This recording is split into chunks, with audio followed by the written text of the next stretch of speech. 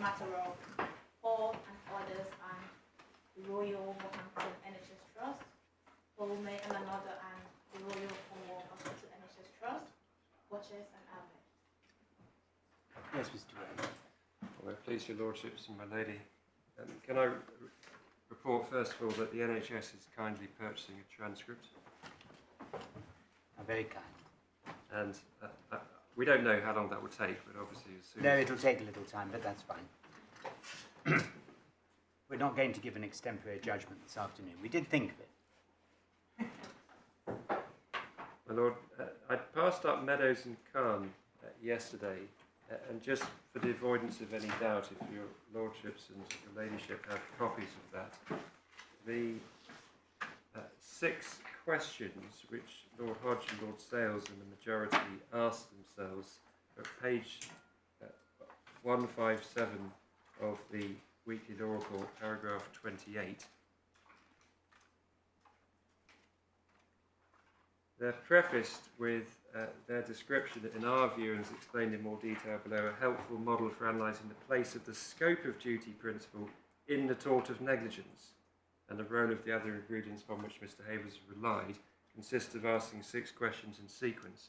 That immediately puts these questions in their proper context, and respectfully it remains to be seen the extent to which these 6 questions are deemed to be the future in relation to analysis of common law negligence claims. See the comments of Lord Leggett and Lord Burrows. Lord Burrows at paragraphs 78 to 79 and Lord Leggett at paragraph 96.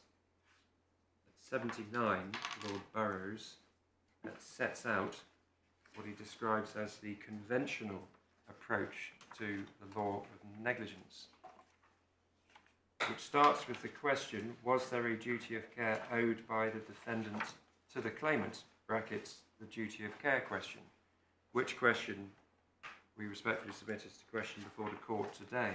If the court goes back to paragraph 28, it is, in our respectful submission, not entirely straightforward to see how the 6 questions illuminate the issue before the court today. We didn't start from the presumption they would, Mr. Ware. My lord, no. But just for the avoidance of doubt, because it is set out in the judgment of Lord Hodge and Lord Sales at 33, para 33, page 159, at G, that the second question, the scope of duty question, somehow engages with secondary victims, C at G. Similarly, limits have been imposed on the scope... So, sorry, where are you reading from? My lord, it's paragraph 33, Yep. G on page 159, internal numbering. Yep. Similarly, limits have been imposed on the scope of a defendant's duty to avoid causing psychiatric injury to secondary victims in an accident or disaster. See the big 3 House of Lords cases. Now, reframing the court's focus from the issue of legal proximity to scope of duty is not, in my respectful submission, constructive. And so may I leave Meadows and Calm where it lies. My lord, I'd made various submissions to the court and said I needed to sort of complete or make them good. Can I start on that basis? The first one was legal proximity in the context of secondary victims is managed and resolved through the application of the control mechanisms.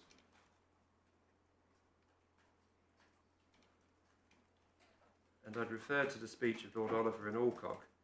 Can I also go back to McLaughlin and to Lord Wilberforce? And this is Authorities Bundle, starts at page 40.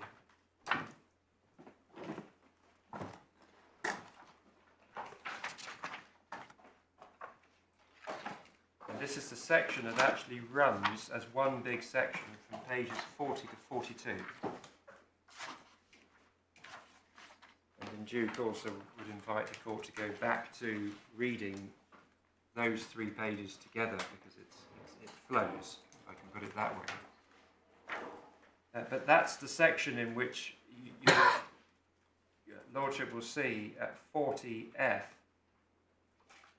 Lord Wilberforce starts with asking himself, is there neighbourhood? This, i.e. legal proximity, that's at 40F, limited by the law's judgment as to persons who ought, according to its standards of value or justice, to have been in contemplation. And that directly leads to Lord Wilberforce setting out what's later been described as the control mechanisms. Where's that? Well, it's difficult because it's pages 40 to 42. You have to read through, so it's not a question of just grabbing one sentence. So your position is that Lord Oliver simply reflects Lord Wilberforce. Yes, my lord. That's absolutely right. And if you go back to Alcott, but not to the speech of Lord Oliver, but to the speech of Lord Keith of Kinkell at page 151,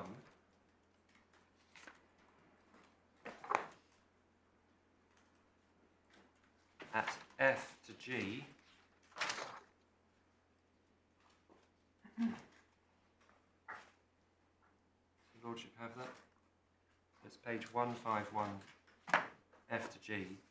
Lord Keith says, in the case of those within the sphere of reasonable foreseeability, the proximity factors mentioned by Lord Wilberforce and McLaughlin at page 422, and page 422 is our page 42, which actually comes at the end of that analysis starting at page 40, must however be taken into account in judging whether a duty of care exists.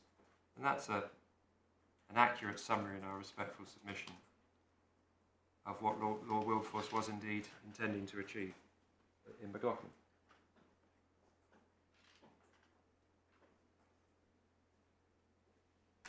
Lord, I'd also made a submission that the control mechanisms involve identifying the relevant event. Is this your second point or part of your first point? Second point. Thanks. Sorry, just say what the second point was Yes, again. of course, my lord. The control mechanisms involve identifying the relevant event.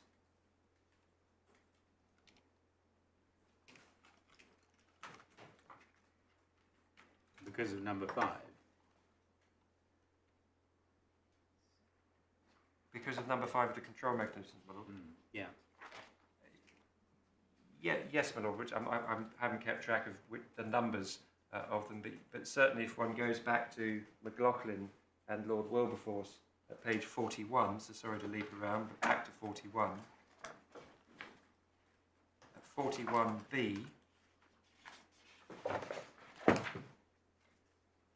that's where he describes, with only an example of a more general rule, that recoverable damages must be confined to those within sight or sound of an event caused by negligence. That's all part of his control mechanism. Obviously, you can't answer that without understanding what the event is.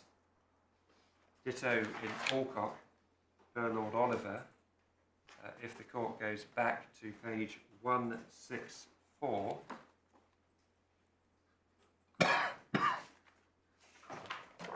down at the bottom, a passage I've referred to earlier, 164H.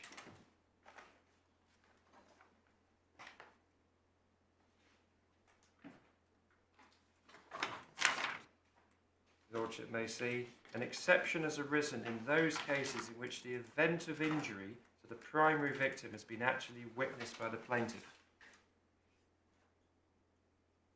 It's that phrase, event of injury, isn't it? It is, absolutely. And it's part of the... Seeing the force of the observation of my Lord Justice Underhill just before close of play yesterday, how one wants to describe control mechanisms. That's not what's key. What's key is there are indeed strictures on recovery so as to achieve legal proximity. And one of those strictures is that you are focusing on the event of injury, and that inevitably requires you to understand what the event is, and that's why the case law then goes off to say, is this a relevant event? Well, when Lord Oliver describes it, he says in each case there was not only an element of physical proximity to the event, but a close temporal connection between the event and the plaintiff's perception of it, Yes, ma'am. which asks what is the event he's talking about. Exactly. And you say the answer to that question is? It is the damage to the primary victim when it first manifests itself, my lord. So in Right. a Is it the first damage? Is it the first manifestation of damage? Or is it the first shocking event? My lord, this is a question not dissimilar to that already posed to me by my Lord Justice Underhill, and there's a combination of seeking to. We're members of the same court, Mr. Ware. Yes, indeed. And both asking pertinent questions. But my lord, my response has to be in this stage way, because there's a role of an advocate in saying, one part says, I don't mind because I in this case will pass on either basis. But then there's the role in trying to find a coherent and cogent answer. The question I was asking was, what do you say the law is as the authorities Yes. stand today? First manifestation of damage. Which means what? Damage with damage to the primary victim when it first becomes evident or manifest. That's why I've used those words interchangeably, my lord. So in a conventional case, a road accident, damage will become manifest to the primary victim, no doubt, at the scene of the accident when they're hurt, and there is observable damage, another way of putting it. Ditto when the rack fell upon Mrs. Taylor in the Novo case.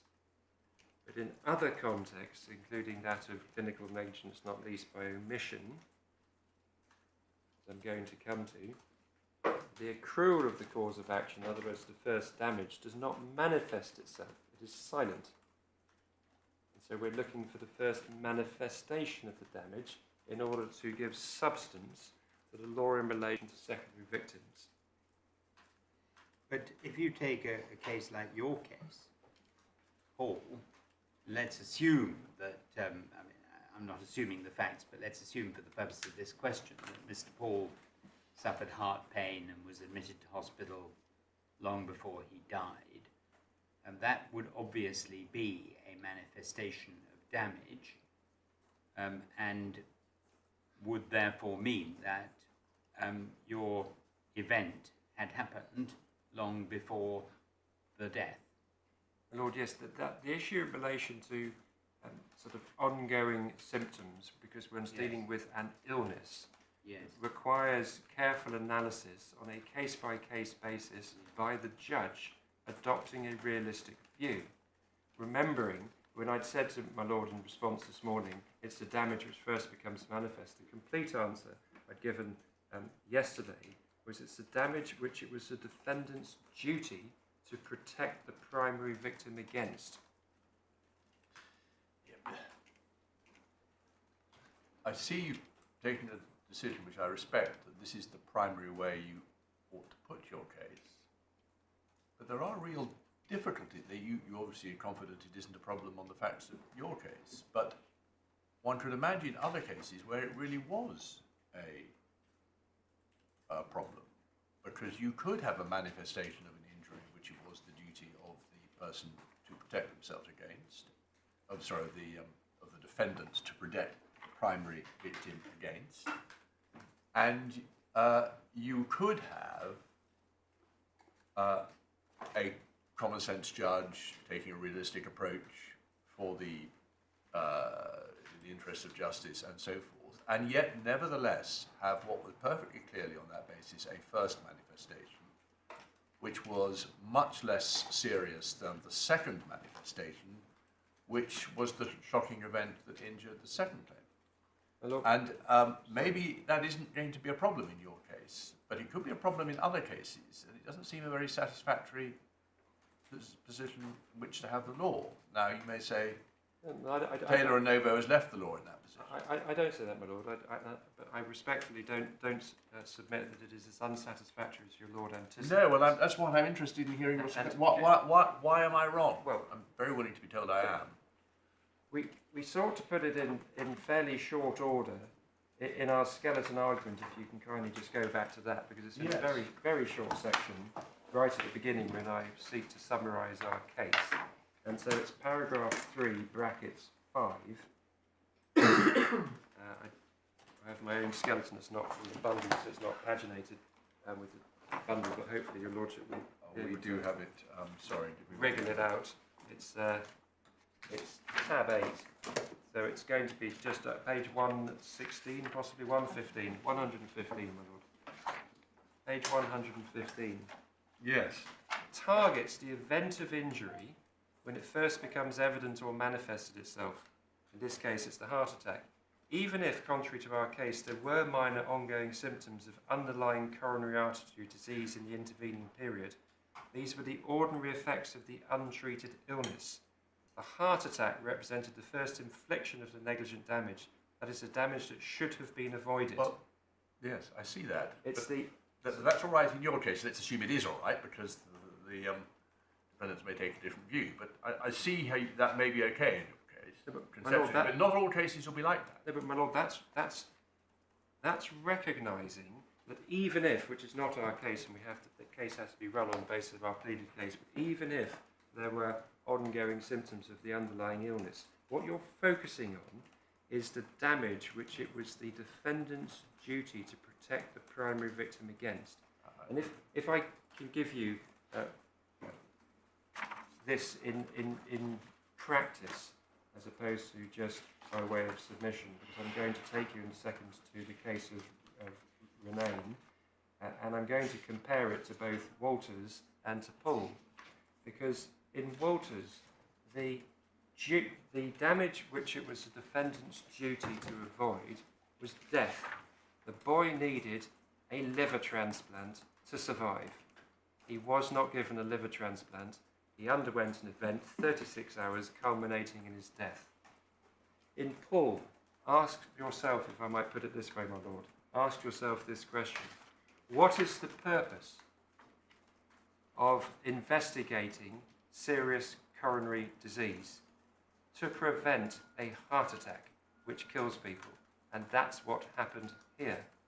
And then if we go to the case... It's not quite as complicated, as simple as that. Serious coronary disease might, my lady on this, who has more experience, might cause a stroke. It might, that might be included in the damage which it was the defendant's duty to protect the primary victim against. But it's to focus on the bigger picture. Well, let's just take stroke as an example. You might have a series of mini strokes. Again, the transient ischemic events, I think they're called. That would be a manifestation. And if your analysis is correct, the duty which it would have been the damage which it would have been his duty to protect the first victim against will have happened before the shocking event. Isn't that an example of the point I was putting? Yes, well, it may well have. That will be a matter for the trial judge to assess.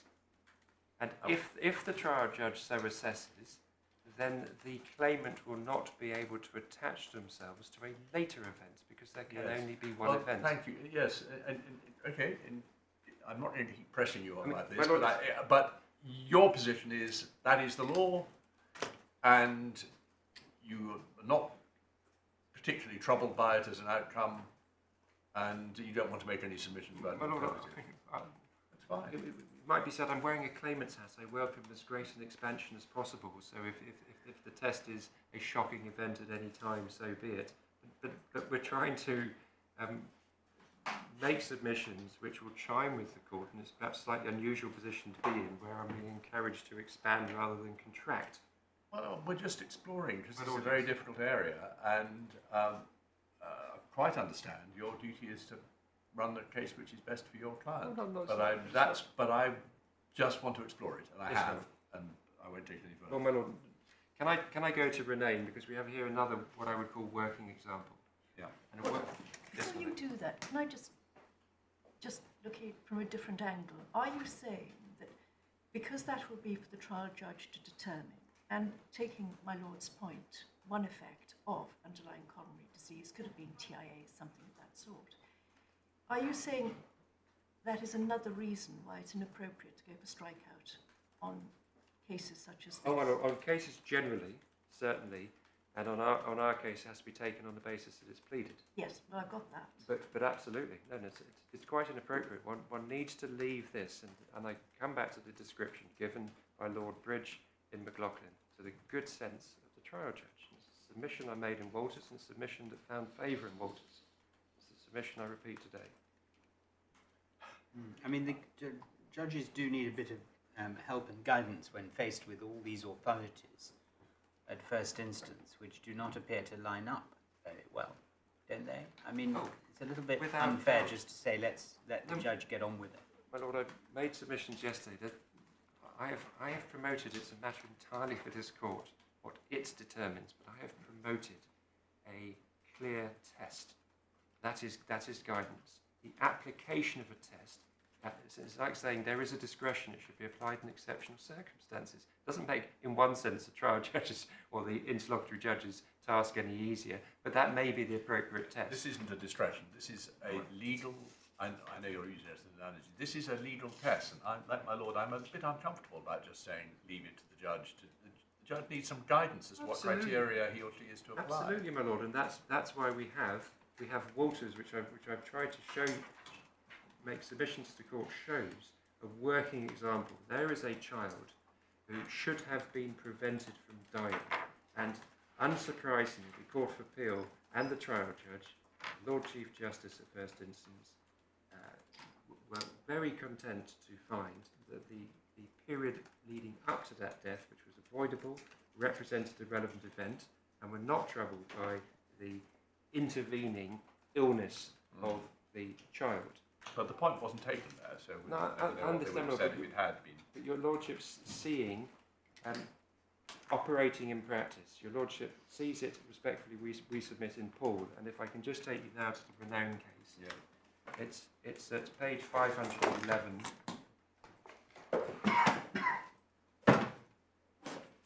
And if you kindly go to page 514.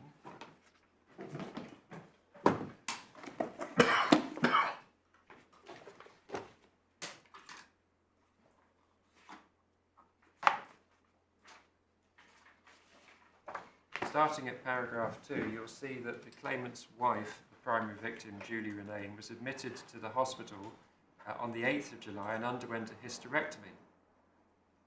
And then she became unwell,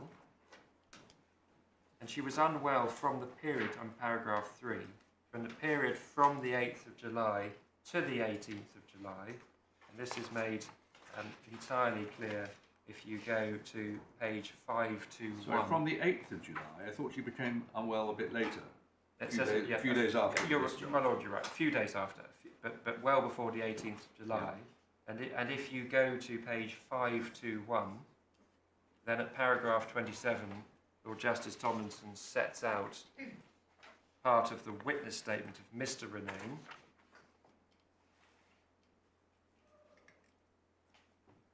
And you'll see little paragraph 6, she spent, over the weekend, she spent most of her time lying down. She was telling me she was okay. I think she was probably downplaying things.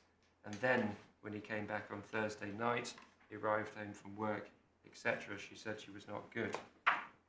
And the relevant period that was, if I can put it this way, selected by the claimant as being the relevant event didn't start until the early morning of the 18th of July, when she was admitted to the hospital A&E department. And then you'll see, I'm back at paragraph 3. During the course of a period of about 24 hours, the claimant observed a rapid deterioration in the condition of his wife. In paragraph 4, so I'm still on page 514, the court will see that this was a consequence of negligence leaving a suture in Mrs. Renane's colon, in consequence of which she developed septicemia and peritonitis. So pausing there, the breach of duty was on the 8th of July 2008, and damage must have occurred the moment the suture was left in the colon. Because unlike Rothwell and the pleural plaques, which are themselves entirely harmless with no potential to harm further, of course a suture in the colon, if you asked why would you as a doctor not leave a suture in the colon, the answer would be because sutures in colon, being a foreign body inside your gut, can give rise to peritonitis and septicemia. It is exactly the damage that you would expect the defendant to protect the primary victim against. So the claimant then contended before the judge at first instance that the event started on the 17th. And if you go to page 17th, go to page 523, please. You'll see His Honour Judge Gore QC, the judge, proceeded to make his finding, para 29 I should say, sorry, para 29, page 523. The judge proceeded first to make his finding on what here constituted the relevant event. And I'm going to read out, in my judgment, the event for this purpose is not the stitch on the 8th of July, but the injury flowing from it, as and when it became actionable harm, and that was when it became apparent on the 17th of July 2008. Now, for the avoidance of doubt, we don't accept the judge's right that that's actionable harm, because actionable harm plainly occurs the time you leave a suture in someone's colon. Then, of course, she had ongoing symptoms after that time that I've already taken you to. But you see where he's trying to go, because he says, when it became apparent on the 17th of July, the claimant's wife had or may have suffered the development of life-threatening infection, just as in Walters. The event was not the negligent delay in diagnosis and institution of treatment whenever that had occurred, but rather the observation by the secondary victim of the injury that flowed from it. Now, the judge having found that the claimant was entitled to claim, the Court of Appeal overturned that decision, and it did so by a detailed factual analysis conducted by Lord Justice Tomlinson, which starts under the heading Discussion and Conclusions at page 525.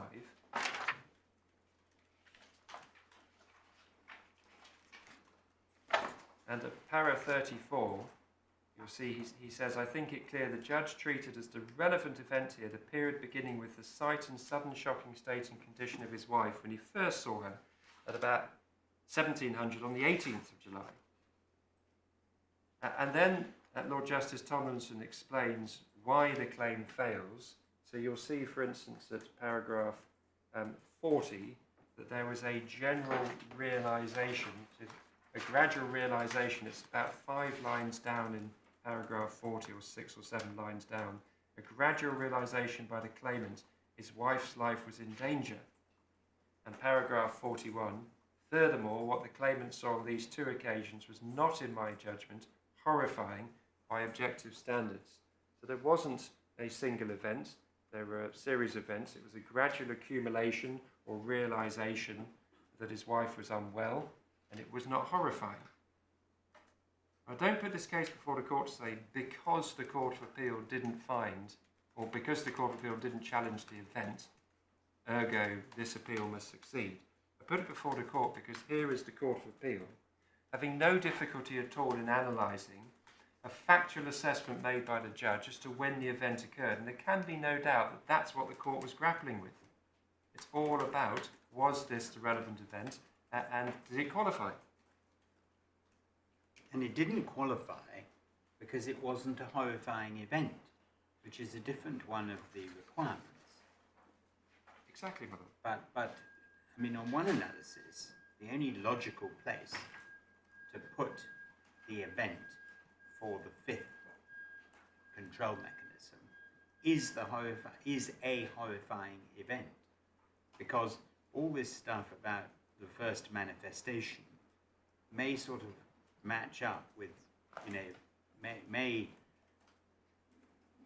be the most coherent way of understanding the authorities in a way, the most coherent way of understanding a series of incoherent authorities, but it's not logical and it's not easy, which is what I think my lord has been putting to you for 2 days now. Whereas the first horrifying event does have attractions, doesn't it? Because first of all, it explains Novo, because actually it's roughly what Lord Dyson said. You know, there was already a horrifying event, which, if there'd been somebody watching it, the collapse of the racks might have given rise to a claim. And you can't have successive ones, and that seems absolutely clear from all the House of Lords authorities as well. And secondly, it avoids the continuous debate about when is manifestation. Well, my lord, I can only say I well see the force of the observations made from the bench. But is such a course in your submission open to us?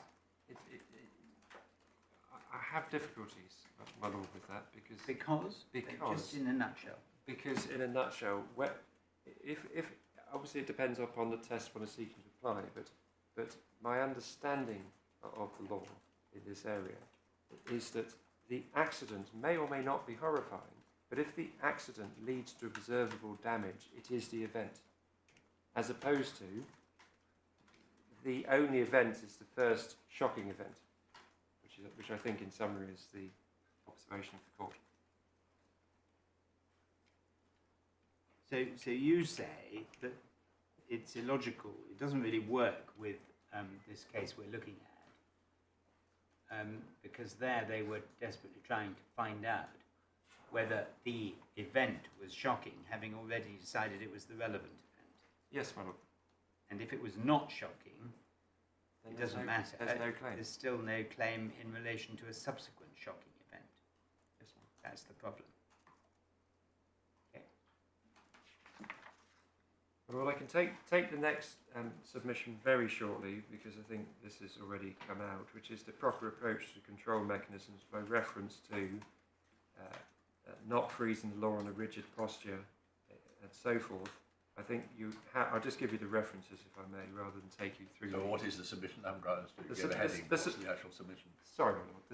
The submission is that it's an issue of achieving a fair or just result, applying the control mechanisms flexibly. Don't freeze the law, apply the control mechanisms flexibly. My lord, yes. And I'll just give you the references. In McLaughlin, Lord Wilberforce at 40F refers to the test involving consideration of standards of value of justice. At 43B... What was 40F, you say? 40F. At No. 43B, he invites the application of the control mechanisms with common sense. I've taken you already to Lord Bridge at 63B yesterday. In Alcock at 165... I'm so sorry, what was the reference? It was 63B. 63B, yeah. 63B. Try not to freeze the law in a rigid posture which would deny justice to some who ought to succeed. Yep. In Alcock at 165E, Lord Oliver recognised the concept of proximity depends more upon the court's perception of what is the reasonable area for the imposition of liability. And at 169G, he set out how the decision on proximity reflects to some extent the court's concept of what policy, or perhaps common sense, requires. That's a reference both from Lord Wilberforce and from Lord Oliver to common sense.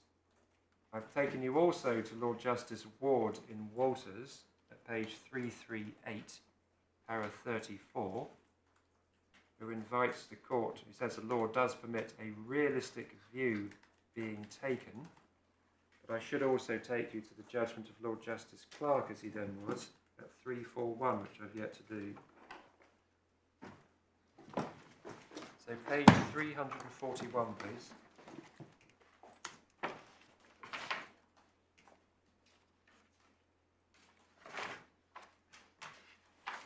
It's a short judgment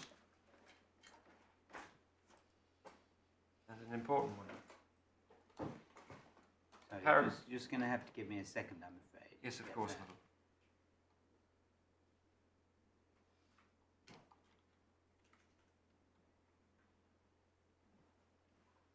341 you want to get? 341, please, my lord, if the This authorities. is in which case?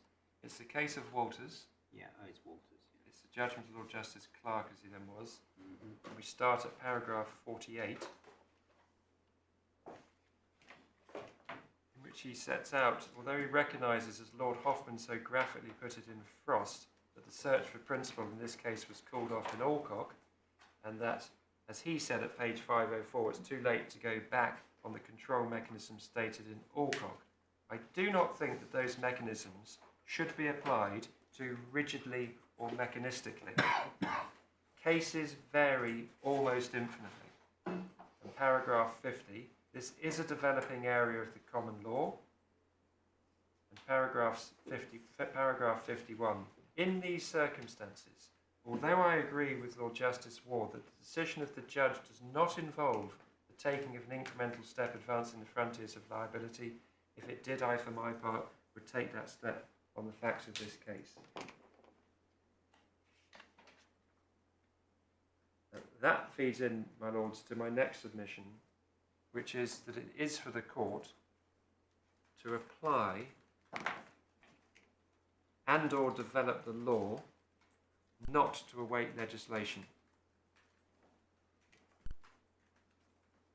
So it's for the court to apply and or develop the law, not to await legislation. That's why Lord Justice Clark was prepared, had it been necessary, to take an incremental step in this case. And the incremental step that he was invited to take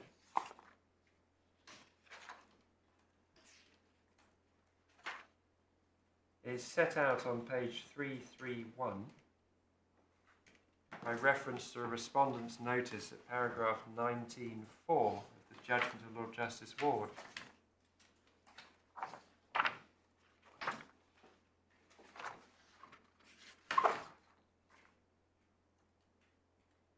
Sets out by her respondent's notice, Miss Walters contended that if we do not uphold her primary case that the judge had correctly applied the law to the facts, we shouldn't flinch from taking a small incremental step in the development of the law so as to give this claimant relief.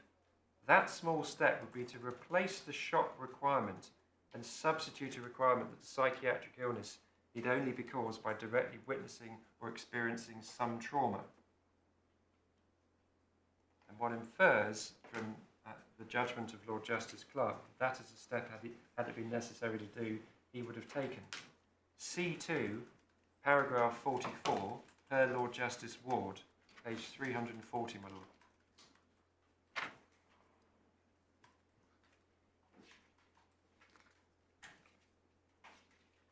If no incremental steps involved, and this appeal is, as I think it is, essentially an appeal that the judge's findings of fact are against the weight of the evidence, I see no room to invoke public policy.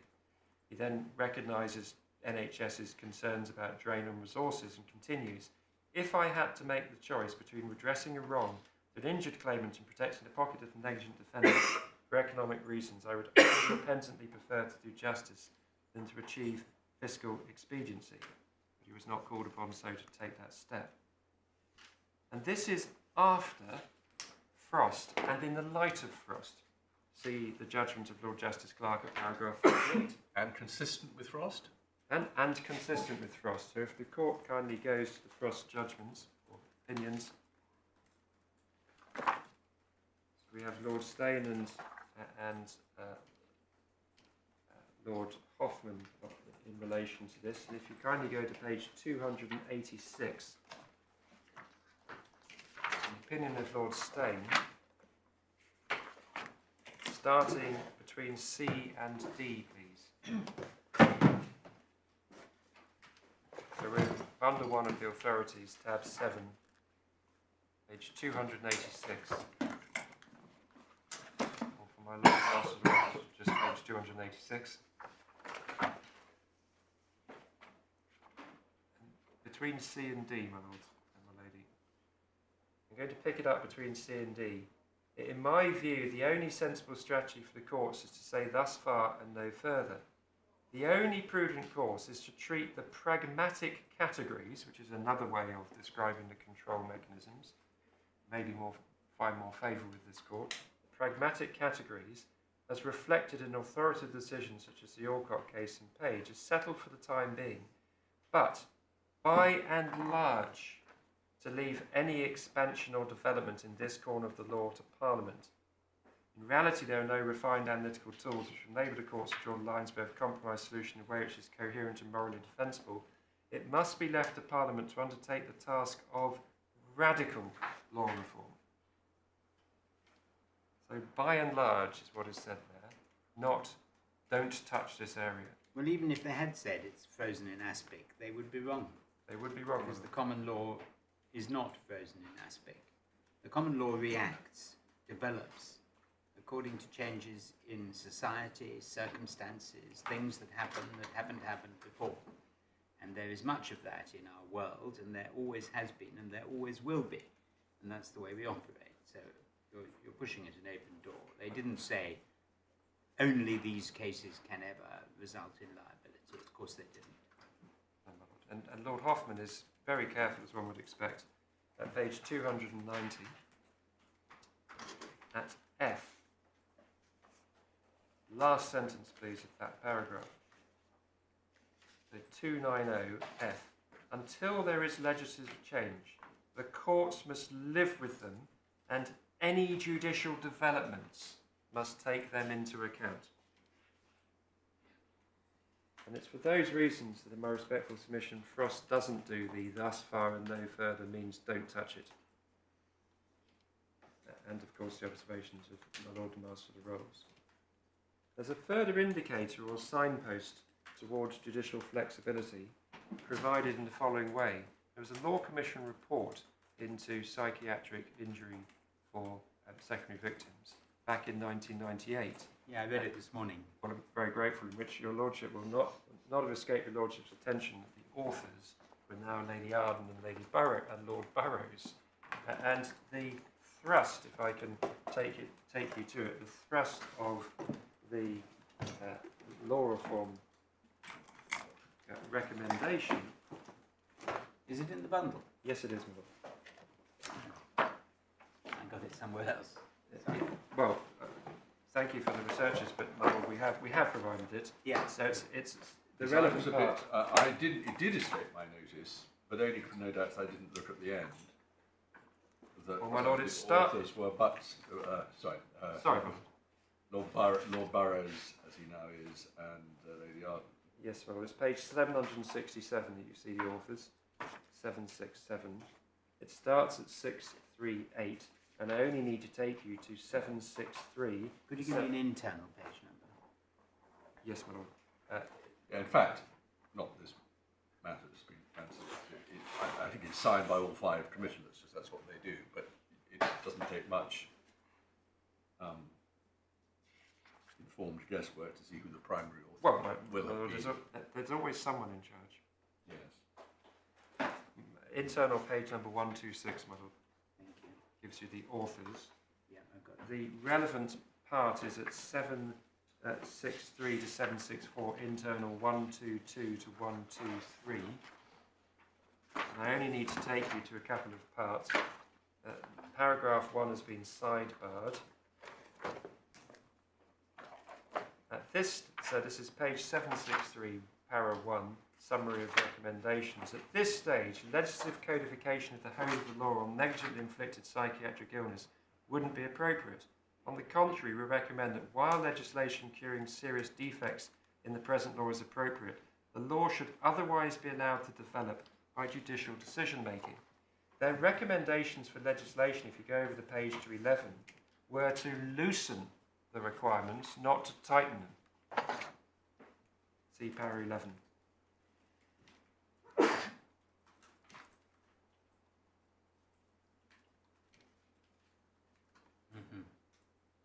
And furthermore, there then followed a Ministry of Justice consultation, which is in the next tab, starting at page 775 of the bundle. And So here wait a minute, this was 1998, it was, my Lord. so we didn't get a Nothing has happened since by way of legislation. No, I understand. Yes, sorry. What we've got at 775 is a response to the consultation. Yes, my lord, we have a response to the consultation which will show you that there was a consultation. Yeah, of course. No, I'm just making clear. But yes, my lord, yes, we produced one document, a July 2009 document from the government, the Ministry of Justice, and I only need to take you to 3 pages. If you go yes, I'm sorry, just being technical about it, we can see that the consultation paper was published, if you look at 782 on the 4th of May 2007. Yes, my lord. Which we haven't got, I'm not suggesting we need to have. My lord, I don't... No, that's fine, that's fine. I think this should suffice, my lord. Yeah. Because the position is very clear. Page 785, under the heading Chapter 3, Psychiatric Illness, because this was a consultation on a range of personal injury issues, including fatal accidents, not limited to second victim claims. But you see the heading Chapter 3, Psychiatric Illness. No specific questions were asked on this chapter. A number of respondents commented on the government's conclusion that it's preferable to allow the courts to continue to develop the law in this area. If you then kindly go on to page 820,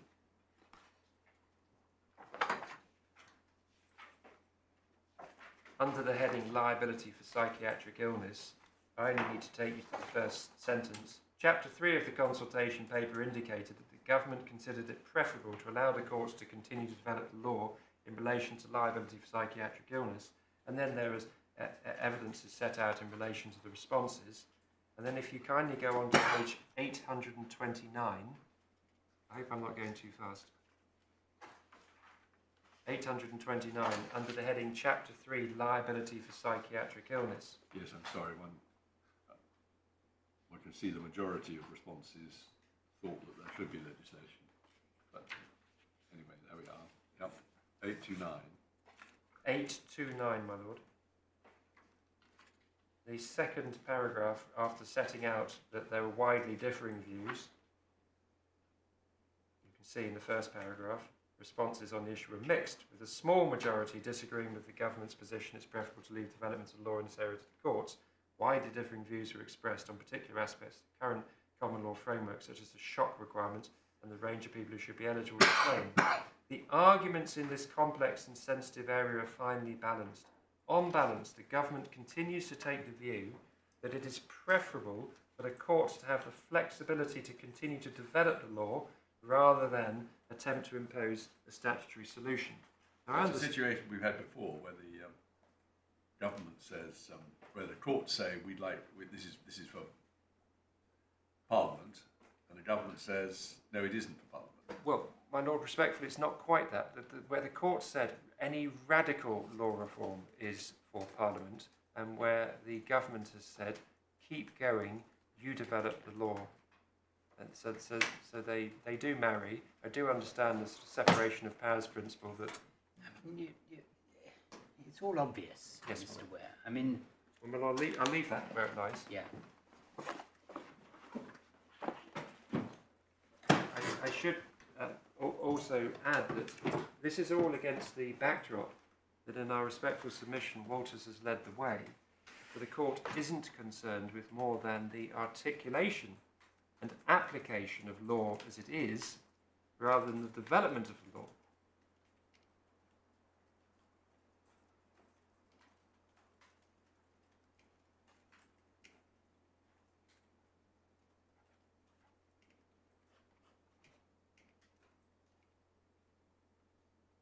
But if there is to be a development of the law, then the incrementalism approach favoured by the Supreme Court in Robinson is comfortably satisfied here through Walters.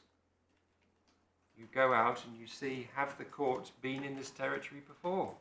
Yes. Indeed, one might say also in, for instance, Renane.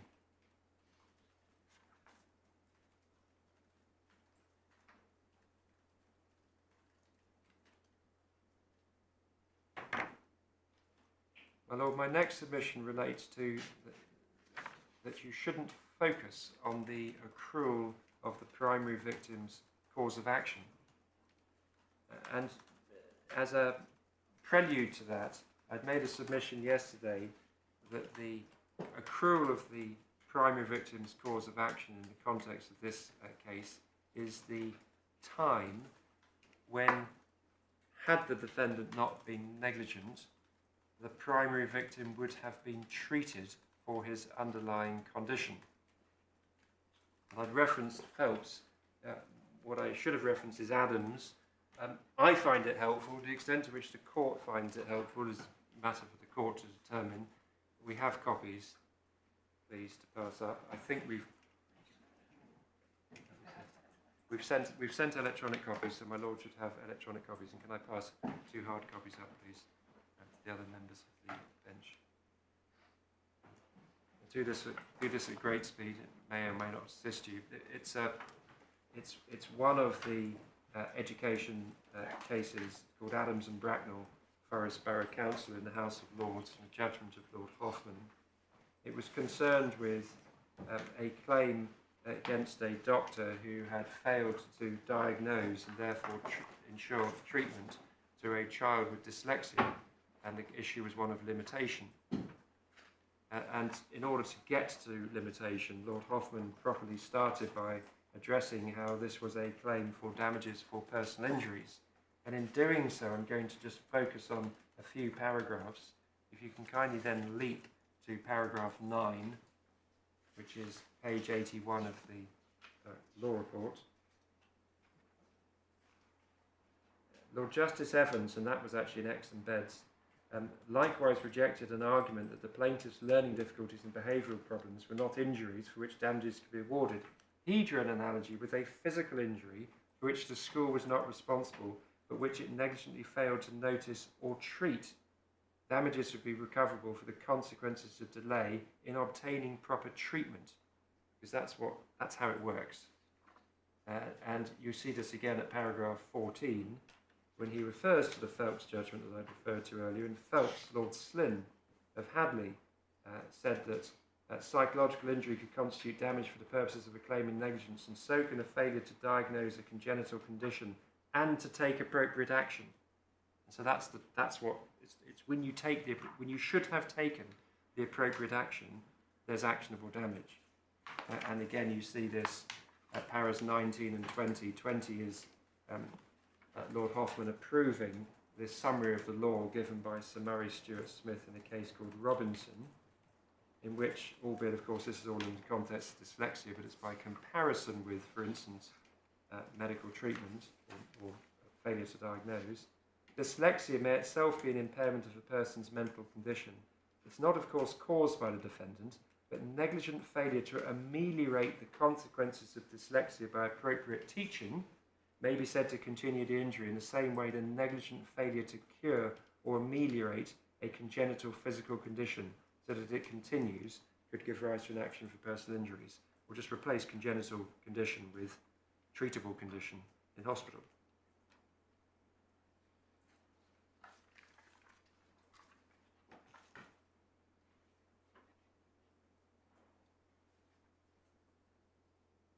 So, my Lord, this is a submission that the court should focus on the accrual of the cause of action of the primary victim. And my first submission in relation to that is just to invite the court to recall that the claimant has an independent cause of action. What is the submission? That you should focus or shouldn't? Should not. This is all under the heading. That's what if I said should, then it was more likely I misheard. Anyway, that's fine. Can I start by making the submission that the claimant has an independent cause of action for the primary victim's cause of action, and that, I believe, is not in dispute.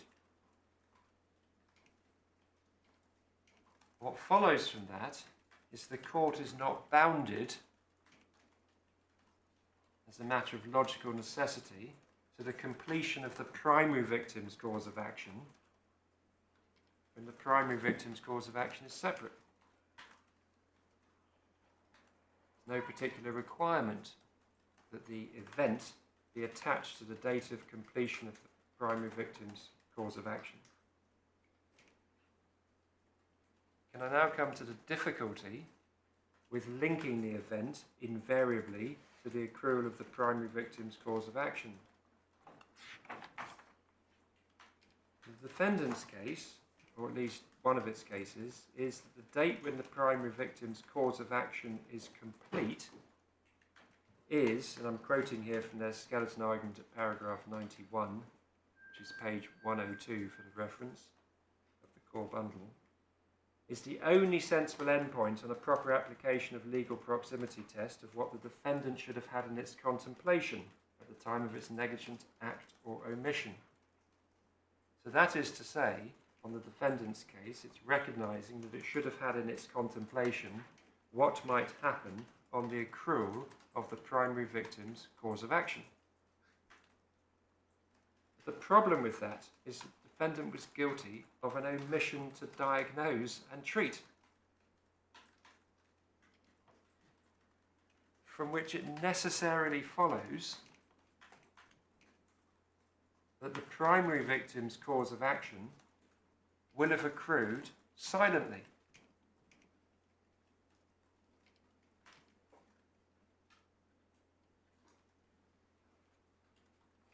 So the date of the primary victim's cause of action is the date when the primary victim should have been, but was not, treated. And that is only assessed on a counterfactual basis.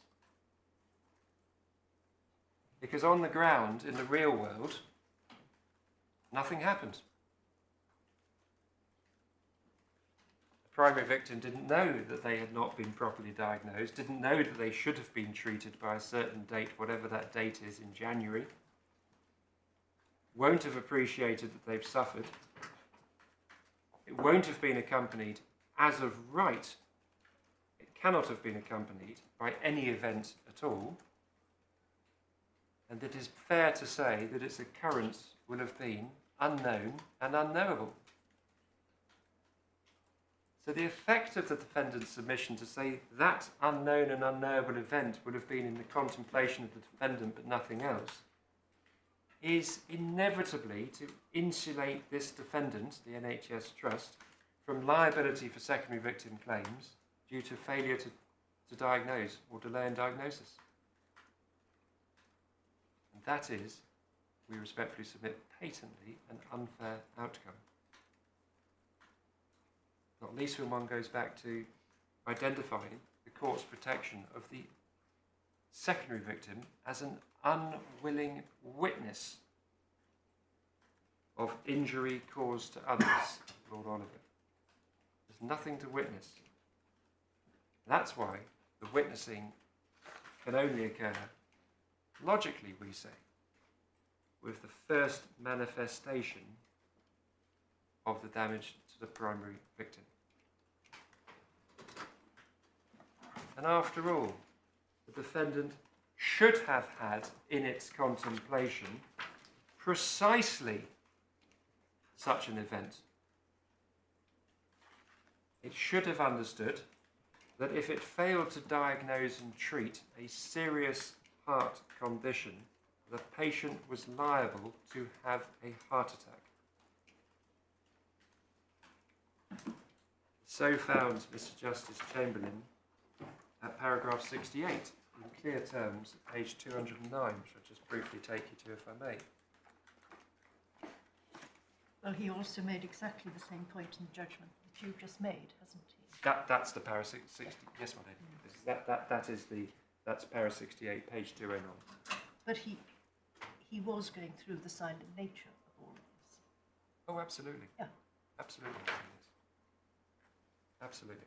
So he says, I would regard it as eminently foreseeable a negligent failure to diagnose and treat a heart condition might result in a sudden and shocking event that, if witnessed by close family members, might occasion psychiatric damage. Sorry, that's after he says there's no dispute it's foreseeable that a negligent failure to diagnose a heart condition could result in a heart attack.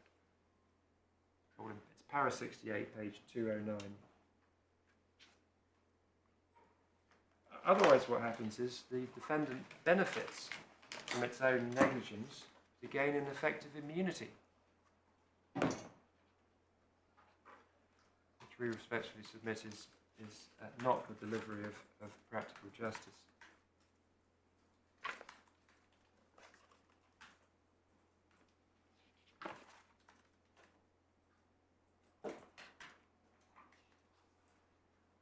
Recourse to Floodgate's arguments lack cogency in this area, not least applying the test which we submit as the appropriate one to the court, which provides there can only be one event, which is the occasion when the damage first manifests itself, which damage it was the duty of the defendant to avoid.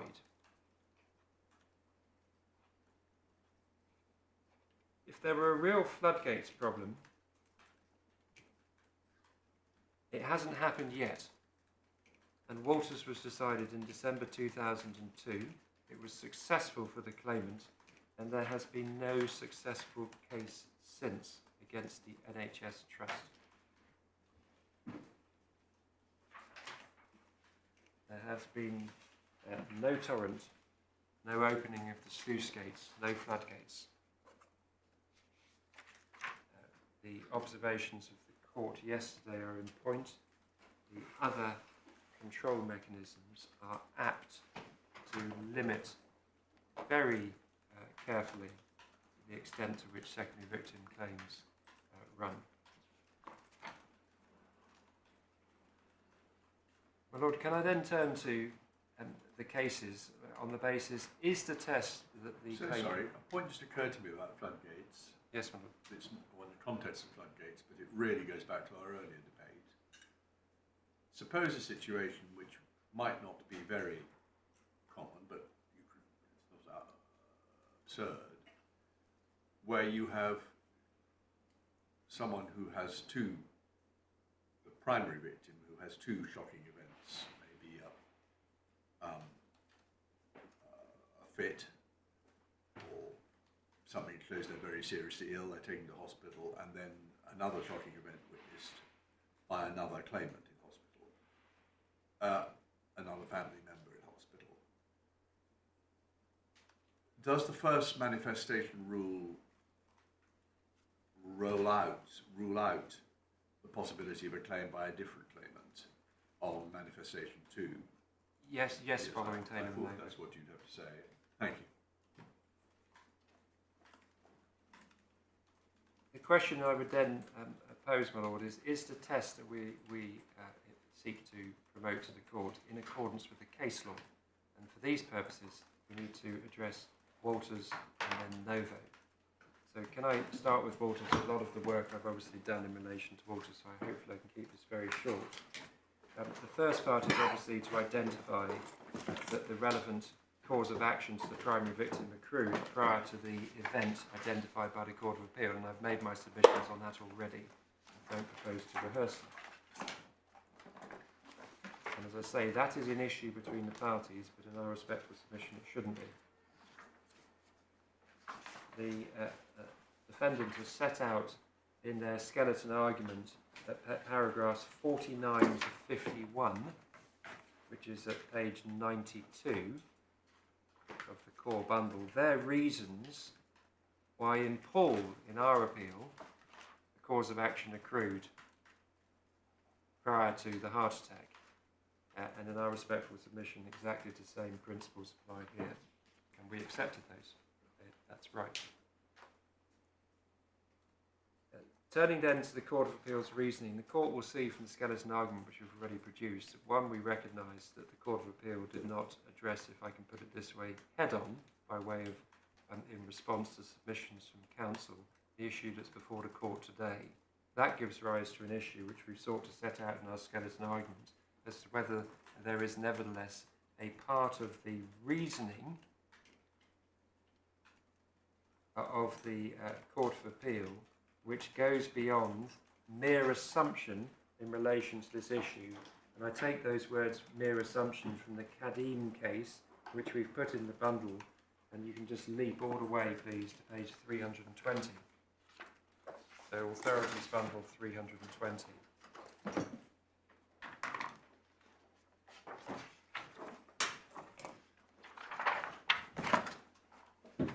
Paragraph 38 in the judgment of Lord Justice Buxton.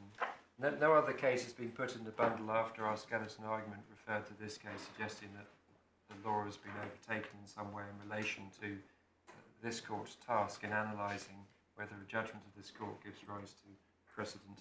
I have myself applied Kadim on 2 occasions, or 1 occasion and another one about to. My Lord, it's a judgment that stood the test of time. The court will see from paragraph 33 on the previous page that Lord Justice Buxton explained how a subsequent court is not bound by a proposition of law assumed by an earlier court that was not the subject of argument before or consideration by that court. But he then goes on at paragraph 38 under the heading, the ambit of the rule in the present case. And over the page, at B, he says, and there may of course be cases, perhaps many cases, where a point has not been the subject of argument, but scrutiny of the judgment indicates that the court's acceptance of the point went beyond mere assumption. Very little is likely to be required to draw that latter conclusion. So this then falls very much for the court to determine. Understanding the fact that, as we recognised throughout, the point was not argued before the court.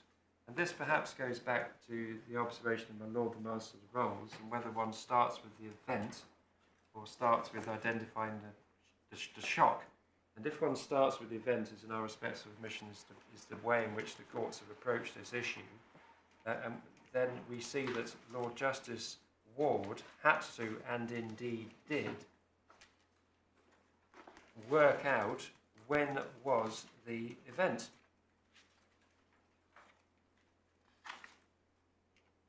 And that's his paragraph 34 on page 338.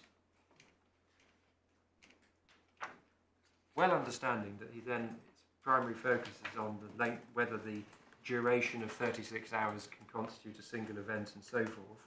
But that's the question he's required to ask himself.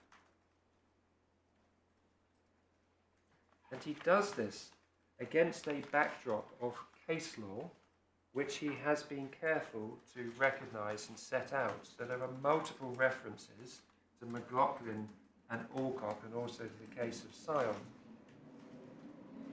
And in those references you can see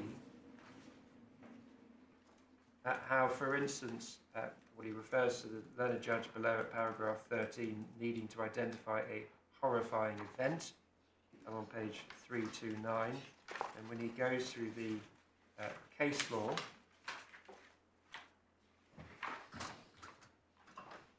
he quotes from Lord Wilberforce at paragraph 23 at the bottom of 332. Which paragraph?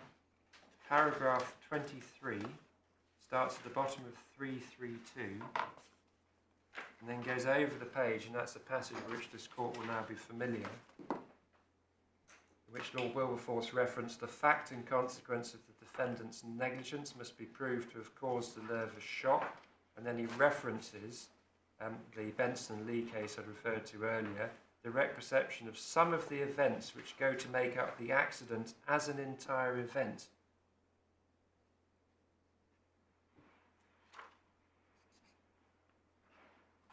He then sets out the part of the speech of Lord Ackner in Alcock, para 24, including the test 5 over the page at 334. Shock in the context of this cause of action involves a sudden appreciation by sight or sound of a horrifying event which violently agitates the mind.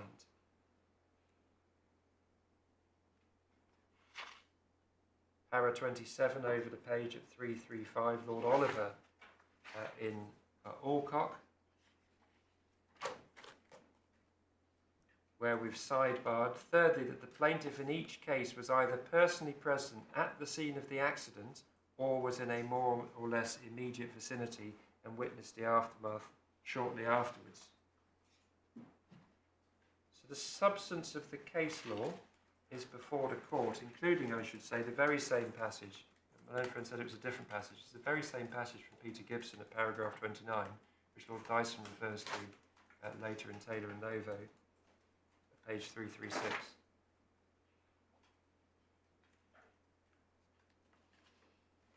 And he then sought to apply that guidance, which he did, when he gets to his paragraph 34. And indeed, he even quotes it within paragraph 34, if the court can kindly go back to 338. Within 34, pretty much in the middle, it's a useful metaphor, or at least a convenient description for the fact and consequence of the defendant's negligence per Lord Wilberforce, or the series of events which make up the entire event. And then as he continues, beginning with the negligent infliction of damage through to conclusion of the immediate aftermath, whenever that may be, matter of judgment from case to case. So it then falls for this court, obviously incredibly well placed to make that assessment, better placed than I am by way of submission, as to whether it necessarily follows that Lord Justice Ward has done more than merely assume that he's entitled to take the event which has been promoted by the claimant and on which the defendant has not taken issue. In circumstances where he's carefully set out the facts, inherent within which must be a recognition that the cause of action to the primary victim accrued prior to the relevant event, and indeed that the claim that the primary victim continued to be very ill in the intervening period.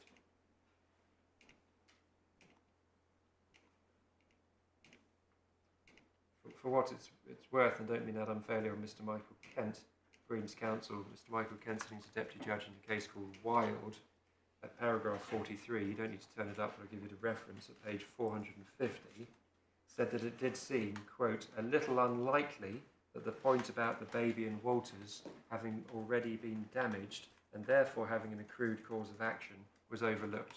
As I say, this court is best placed by far to make that assessment. So if that does not have precedential value in this court, then in any event we respectfully invite the court to follow it, essentially for all the reasons I've already given.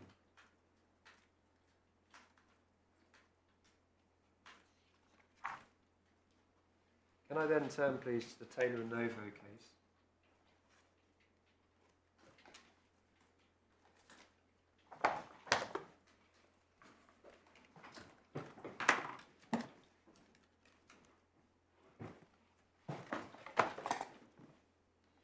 It starts at page 422, but I'm going to dive straight into actually the setting out of the submissions of counsel. Because as a submission I've made already, it's very important to our respectful submission to understand what was being argued in Taylor and Novo, to understand why Lord Dyson answered the case he was rejecting in the way that he did. And can the court kindly go first of all to page 425, down the bottom where we've sidebarred it. You'll see this is the submissions of counsel for the second claimant, down in H. And does the court see there was sufficient proximity if she was at home so that... So sorry, which page? Well, it's page 425, 425. You're in arguments of counsel. Oh, I see, yes, sorry. Yeah. Down at the bottom at H, we've actually sidebarred it. There was sufficient proximity if she was at home, so her collapse and death before a family member would be a reasonably foreseeable occurrence, so that's reasonable foreseeability. And he continues, any event caused by a defendant's negligence and which in turn causes nervous shock ought to be capable of qualifying for the purposes of the control mechanisms. And if the court then goes on to page 435,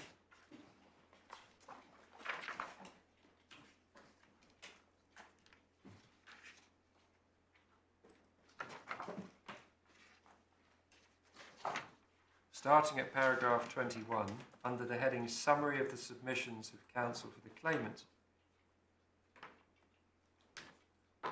3 lines down in 21. In short, the death of Mrs. Taylor was the relevant event. So that was their case. If you then come down, para 22, I should interpolate that, namely what was said by Lord Wilberforce in McLaughlin, was said in the context of a single event case. The plaintiff's daughter had been killed and other members of her family injured in a road accident. The plaintiff heard about the death and saw the injuries and as a result suffered psychiatric illness. That's McLaughlin. But Mr. Bartley-Jones submits that the reasoning of Lord Wilberforce should be applied to a second event case. That's his case.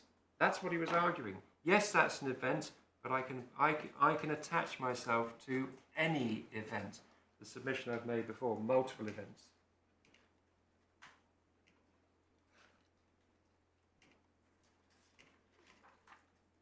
And I then go over the page, please, to the section that starts conclusion.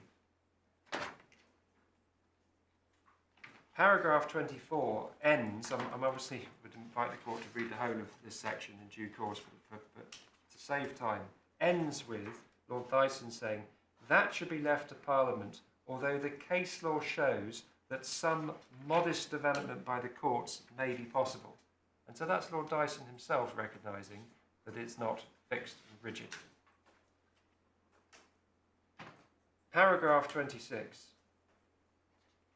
Well, para 25, between E and F, the issue raised in this case is whether the death of Mrs. Taylor was a relevant incident for the purposes of Miss Taylor's claim as a secondary victim. And then para 26, except the submission of Mr. Corey Wright in order to succeed, my shorthand, there needs to be legal proximity. Then Lord Dyson references the very passage from Lord Oliver in Alcock. You see, he says, in his speech in the Alcock case, Lord Oliver refers to proximity in this sense, that's legal proximity, more than once in the passages which I've cited above. If you go back to 428 in his judgment, you'll see that he's been very careful, and he's set out, starting at 427, a very lengthy section from Lord Oliver, which needs to be read as a composite section, so unsurprisingly he's included it as such, as a long section. Here's the 410 to 412 of Alcock, which ends, if the court goes to 428H, with that very important summary by Lord Oliver. So just at H, can the court see where Lord Oliver said, it must, I think, be from these elements that the essential requirement of proximity is to be deduced. So Lord Dyson has got that. He then references it. He understands that it's all about legal proximity at a higher level of generality. He also understands, see paragraph 28 at D, in the middle, in the context of claims by secondary victims, the control mechanisms are the judicial response to how this area should be defined. And that has substance, because one sees Lord Dyson, he's saying, I understand it's all about legal proximity, but I also understand, see Lord Oliver, that legal proximity in this context is all about the control mechanisms.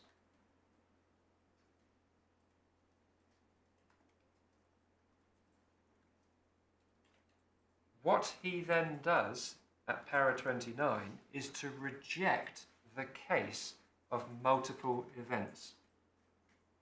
And understood in that context, one can see why he has phrased his judgment in the way he has. So in the present case, Novo's negligence had two consequences. In other words, there were two, if you want to call them, events. But he then says, that's got a tendency to distract because actually there's only one event. You can only have one event. And that is, in this context, what he describes as the accident, but is actually the manifestation of the injuries at the accident, but it's the loose term of describing things as an accident. And that is the event to which a secondary victim can attach him or herself.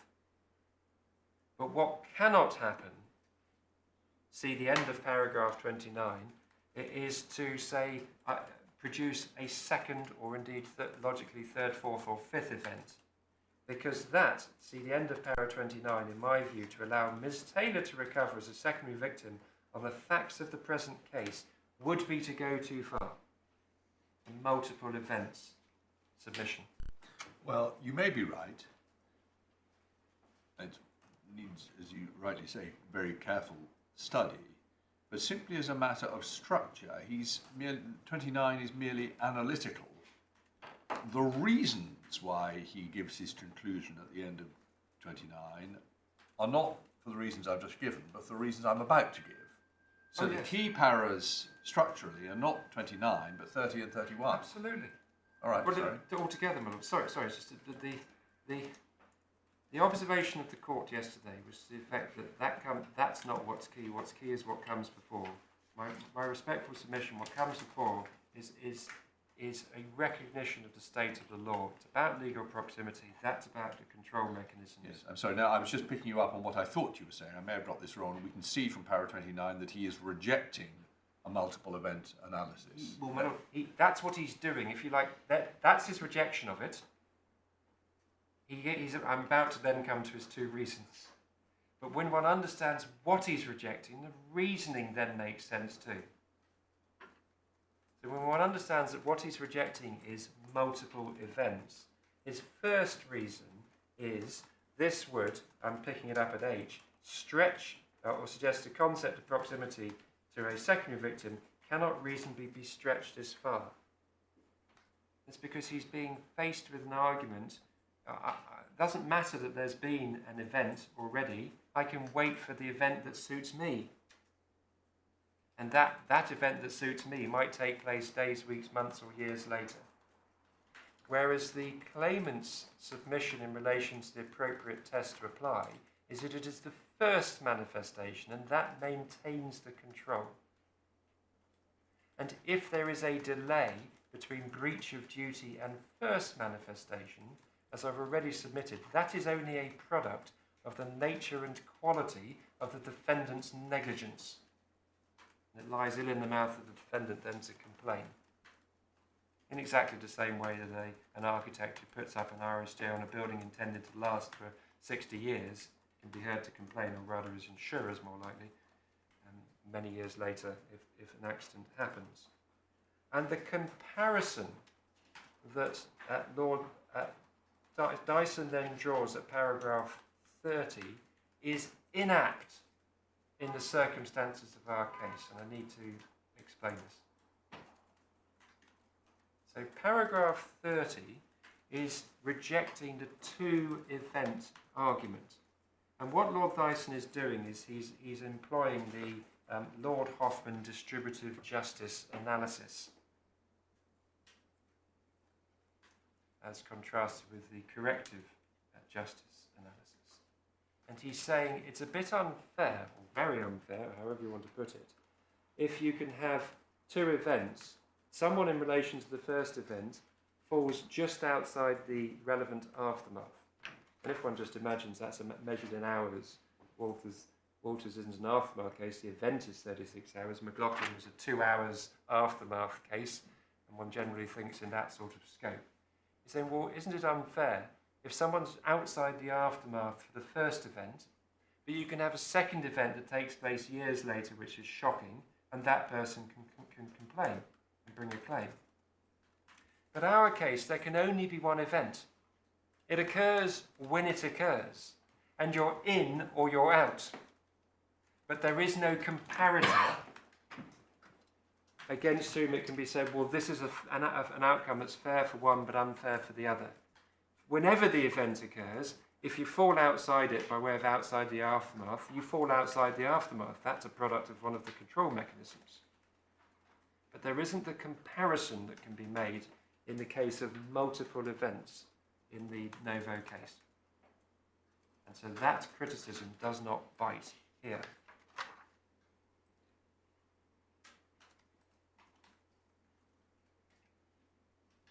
The second reason, as Lord Dyson himself recognises, is closely connected with the first, and he says this is something that should only be done by Parliament. See the end of paragraph 31. Well, that's in the context that he is being asked to break single event control mechanism and convert it into multiple event control mechanism. And that is what he considers to be too far and a matter for Parliament. This court is not invited to take that step.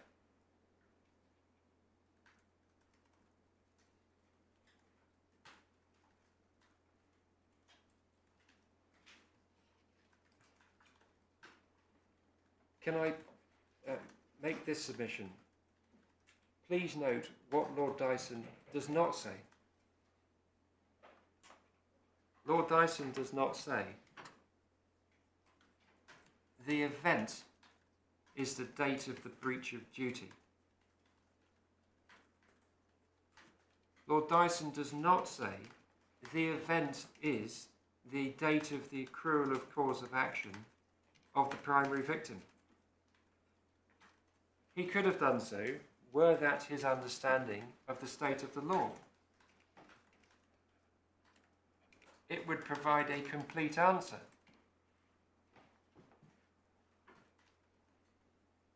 He didn't, because it isn't the law.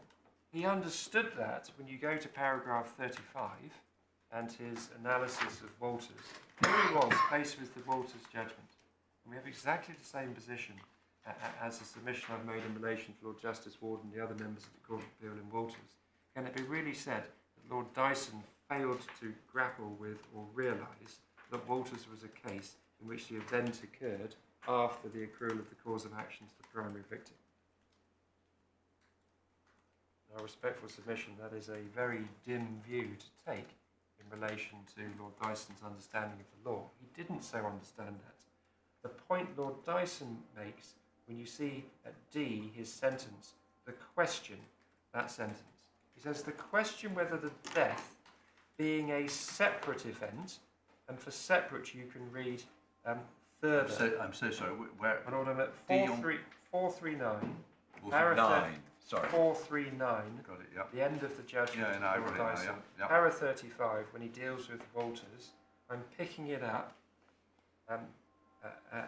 with the sentence, the question whether the death being a separate event was a relevant event for the purposes of a claim by a secondary victim didn't arise in the Walters case. Separate event is the Novo case. You can read further event for separate event, and it reads rather more easily.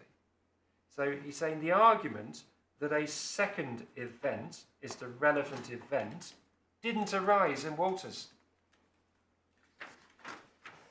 There was no argument that there was an earlier relevant event, so why do I need to look at Walters? He doesn't reject the claimant's case in Novo by simply saying it's all about the breach or it's all about the accrual of cause of action. That's it. This is the law, it applies across the board. He doesn't say these things. Look to his reasons. Even faced with an argument of two events, he doesn't just say, that's silly. He says, this gives rise to what the ordinary reasonable person would feel is unfair. It's a big step, too big for me to take. It's a matter for Parliament. That's what he says. And that's why, however one chooses to phrase it, in substance, the core reasoning or ratio of Taylor and Novo is there can only be a single event. That's what it's about.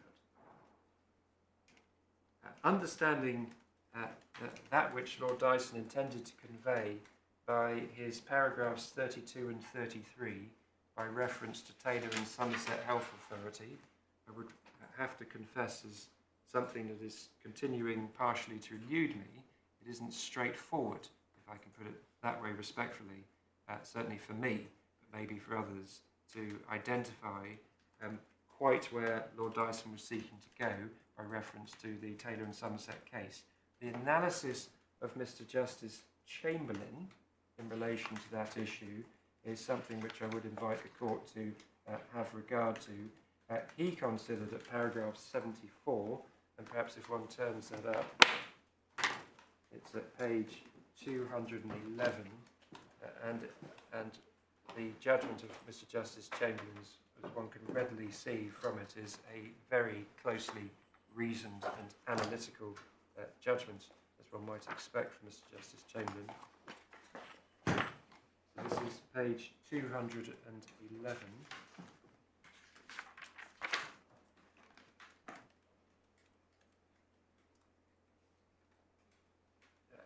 His analysis is that the focus is on the need for there to be a traumatic event external to the claimant, but not the primary victim. And I would invite the court in due course to go through and read paragraph 74, please. That is of a piece with Lord Justice Staunton's analysis in the Scion case, which the court has not yet gone to, so I should briefly take you to it, which is at page 190.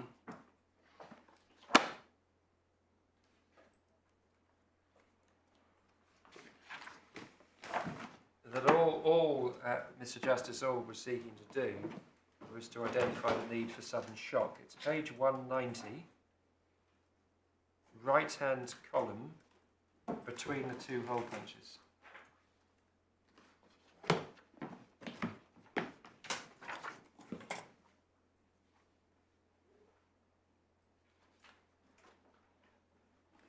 As the court see, in this court, however, Mr. Brennan sought to resile from that agreement and we readily allowed him to do so. He now submits that Mr. Scion doesn't need to prove sudden shock or an external traumatic event, to use the language of Mr. Justice Alden Taylor.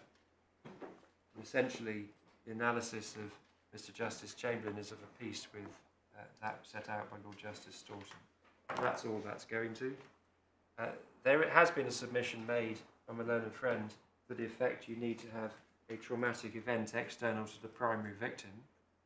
That would be a remarkable position. It would simply again insulate all cases, for instance, but not excluding. I'm being very slow. I never quite understood what's meant by an external event. External to the person. So if you've got a lovely explosion, lots of paraphernalia, smoke, billowing, fire, and all the rest of it, As opposed to a heart attack. that's external to. Internal to, as my lord says, is to collapse with your own heart attack, but it's just you. It's your body failing, but not as a result immediately seen by of those around you. That's just a context for a breach. You can have breaches that give rise to fire and explosion. You can have architects. Well, there just doesn't seem to be any basis for it in the leading authorities. No basis at all. So I think in a way it's a sideshow. My lord, it's a sideshow. Yeah, it only comes in. It's, as we set out in our skeleton argument, it'd be very unusual in the Court of Appeal to be worrying too hard about a 1995 decision at first instance, even by a judge who subsequently... Well, it's only because Lord Dyson appears to have approved it, but it, as you've shown us, Lord Dyson's decision is different from that. My lord, yes.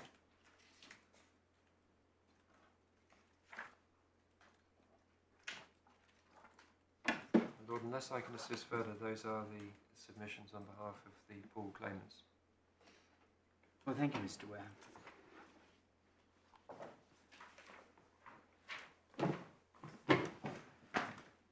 You're a long way away. I am, my lord. I can move, man.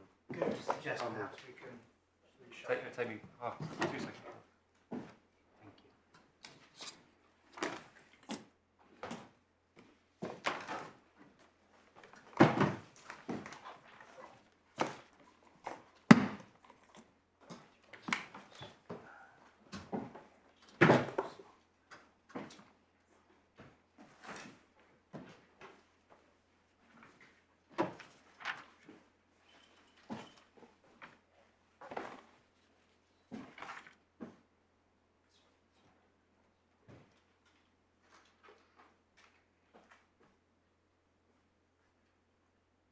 So, Mr. Tyek, you're going to tax us with the case of purchase.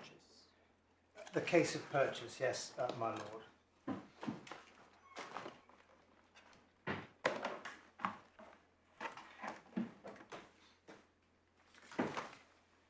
So I appear as appellant in that case, my Yeah. lord. I will address my lords and my lady on the law as it applies to our case, I say, and then I'll invite my learned junior, Miss Gamble, to address my lords and lady on the specific grounds of appeal. I agree, in summary, with my learned friend, Mr. Wade's summary of the law on when a claim can be struck out or not. I won't trouble my lords and my lady any further with the question of the test for strikeout. What is at the heart of all three appeals are, in my submission, two main questions. Are the claimant's attempts to show that the events that they witnessed entitle them to recover as secondary victims bound to fail. And an important further issue which stems from that is, in particular, do events which occurred prior to those witnessed by the three claimants prevent them from recovering from as secondary victims. Inevitably, these issues will involve the court considering whether an event, however horrifying, can fall outside the control mechanisms. I don't intend to trouble the court with the particularly distressing circumstances of the aftermath of Evelyn's death. I'm aware the court has read the papers. I submit that it can't be doubted, really, that those events as witnessed were horrific. The question for the consideration by the court is whether what happened before Evelyn's mother came across her precludes Evelyn's mother, Mrs. Purchase, from claiming as a victim pursuant to a nervous shock claim. The parties diverge in their approach as to the applicable test. I say on behalf of the claimant that the relevant test for the qualifying event is a horrific event caused by breach of duty to the primary victim, untrammelled by any further control mechanisms in relation to effluxion of time between breach of duty and the relevant event, and importantly, untrammelled by any requirement for the claimant to witness damage, whether manifest or actionable. And to that extent, I differ from my learned friend, Mr. Weir, who appears on behalf of the cause. Mr. Weir suggests a different test, which is the first manifestation of damage test as being the trigger for recovery as a secondary victim. And Mr. Baggott, for all three defendants, appears to contend for the first actionable damage test, although along the way he has suggested that an effluxion of time between breach of duty and the horrific event can in itself be a bar to proceedings. Although we do not contend for the first manifestation of damage test, which is advanced by my learned friend. You say first horrific event, or just a horrific event? I say, my lord, and I'll address my lord in due course on the ratio such as it is of Taylor and Novo. I say that the ratio of that case, if anything, is that if there are two horrific events, a claimant can only recover if they witness the first. I say that Taylor and Novo says nothing about the incidence of damage and whether that occurs in the first and or second events. So insofar as this court is to be guided by Taylor and Novo, and insofar as this court is to attach any weight to it, then the ratio is... We're obliged to attach weight to the decision of our court by which we're bound. Well, I'll address my lord in due course on whether it properly applied the test of proximity. That's open to some doubt, and there are alternate ratios of the case. But even if the court attaches full weight to that authority, at most it is that a second horrifying event precludes a claimant from claiming as a secondary victim if the claimant witnesses it, where there's been an existing earlier horrifying event. But I say that that situation in reality is unlikely to arise very often, if at all, in the clinical negligence setting. Because, of course, once there's been a first event, one would hope that the primary victim will have been the subject of medical treatment. And indeed, once in the clinical setting, those around the primary victim will be aware of the clinical setting, and any further events are unlikely to be horrific, according to the authority of Romain, which says that events witnessed in hospital are generally not horrific, because one can expect in hospital that people will be very ill. So insofar as Taylor and Novo's ratio is that a second horrific event where there's been a first horrific event is not a relevant event for a secondary victim claim, it's likely to be of no great consequence in the clinical negligence setting. On the other hand, if the actionable damage test or the manifest damage test are to be the triggers for the relevant event, that will have a considerable impact on clinical negligence claims and in the secondary victim sphere, and may well do away with most of them. So although we do not contend for the manifestation of damage test, we do recognise that in many cases the damage as it becomes manifest will coincide with the horrifying event. And it may be that that is why there has been some overlap in the case law between the two concepts. But we say that any damage test, whether actionable or first manifest, amounts to an additional control mechanism which is simply not supported by the authorities. And the imposition of such a test would be an imposition and a control mechanism too far. My learned friend Mr. Weir has just addressed the court on the desirability, if anything, of a loosening of the control mechanisms in this area of law. The Law Commission recommendations that the courts deal with it has been followed, it seems, and accordingly, if that is the spirit in which the court approaches these cases, the imposition of the first manifestation of damage test will be an unnecessary and an unprecedented and an unprincipled control mechanism. Be that as it may, if the court does find, for the purposes of this, all these three appeals, contrary to my submissions, that it's the first manifestation test, then I say that all three appeals succeed nevertheless. And if the court favours my test, which is the horrific event test, then of course all three appeals succeed.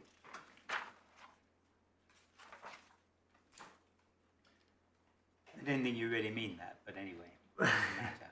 I think you mean the claimants succeed on all three. Indeed, all three. Three claimants succeed. So my appeal would certainly succeed, and the other two claimants would Which be is what's successful important through other mechanisms. I recognise that the policy considerations which are said to limit the extent of these claims has led to the imposition of so-called control mechanisms that regulate who can recover. And it's important to review those to show three things. Firstly, that the control mechanisms define proximity. And hence, if Taylor and Novo was an application of the control mechanisms plus some other consideration of proximity, which Lord Dyson considered appropriate, that in my respectful submission would be an inappropriate analysis of proximity in this area of law. Secondly, a review of these control mechanisms is important to show that they do not include any such control mechanism that where there is a fluxion of time between the breach of duty and the horrific event of any great duration, that is a bar to recovery. And thirdly, a review of the control mechanisms is necessary because that will show that none of the control mechanisms have ever been said to include a requirement of damage to be witnessed as a trigger event, whether actionable or manifest. So the control mechanisms have been established in a trio of cases at House of Lords level, McLaughlin and O'Brien, Alcock and White, otherwise known as Frost. And I refer, my Lord, to page 42A of the authorities bundle for the relevant dictum of Lord Wilberforce in this regard.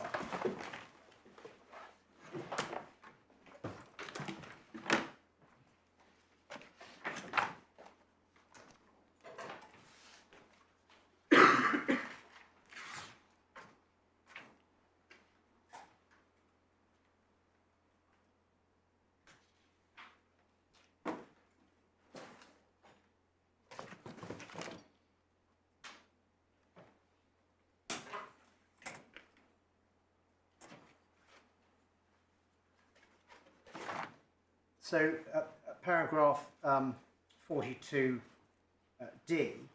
Lord Wilberforce has said that as regards proximity to the accident, it is obvious that this must be close in both time and space.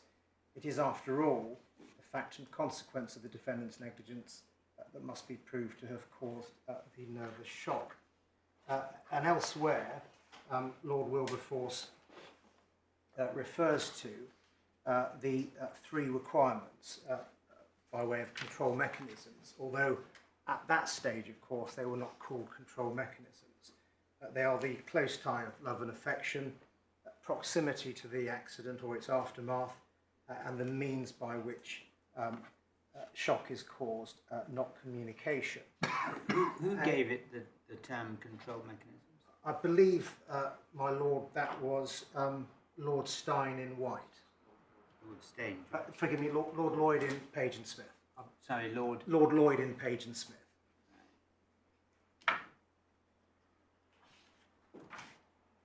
Now, it's clear, following on from McLaughlin and O'Brien, that the control mechanisms are definitive and entire on the subject of whether proximity exists. And I refer, my lord, to page 156 of the bundle,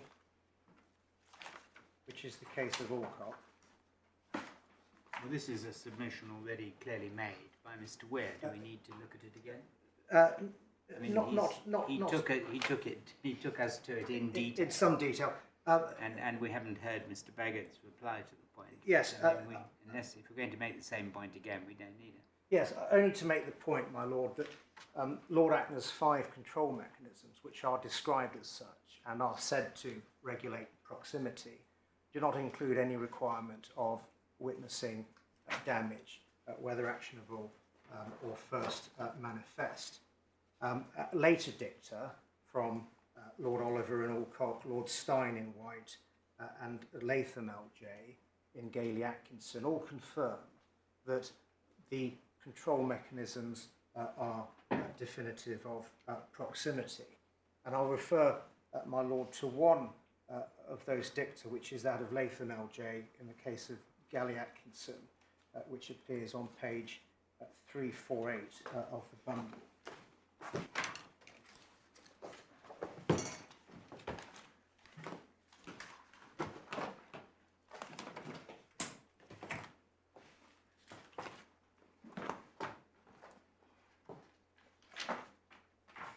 Paragraph 23, whether we like it or not, we are constrained to approach the question of psychiatric injury in cases such as the present on the basis of what Lord Lloyd described in Page Smith as the control mechanisms identified by Lord Ackner. So that is conclusive of when proximity exists, and as I will endeavour to point out, at parts in the judgment of Taylor and Novo, Lord Dyson appeared to recognise that as well. And it's also important to understand something about why these policy restrictions and control mechanisms have been imposed, because I submit that they are relevant to the reason as to why witnessing first manifestation of damage is not an appropriate test. And I refer, my lord, back to the judgment of Lord Wilberforce in McLaughlin, which is on page 41E of the bundle.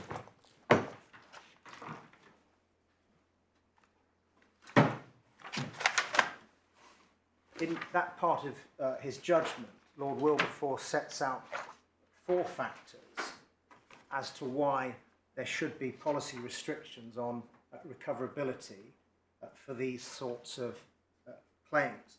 And at paragraph 41E, you can see that Lord Wilberforce says that the third one of those is that to extend liability beyond the most direct and plain cases would greatly increase evidentiary difficulties and tend to lengthen litigations. Now, I say that any imposition of a requirement to witness damage as some kind of control mechanism would do just that and would be contrary to the policy concerns identified by Lord Wilberforce in McLaughlin and O'Brien. Is there a requirement to witness damage? What do you mean? Well, if the control mechanism is said to be, my lord, that either that the actionable damage must be witnessed for recovery as a secondary victim, or manifest damage as contended for by my learned friend Mr. Weir, then that would prolong litigation and lengthen inquiry.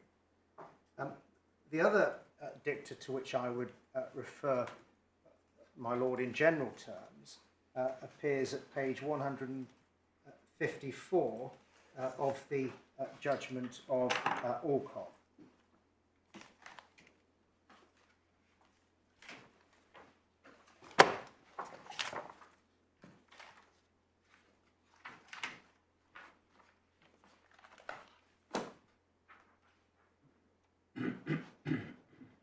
Paragraph E of the judgment of Lord Ackner, it is now generally accepted that an analysis of the reported cases of nervous shock establishes that it is a type of claim in a category of its own. Shock is no longer a variant of physical injury, but a separate kind of damage.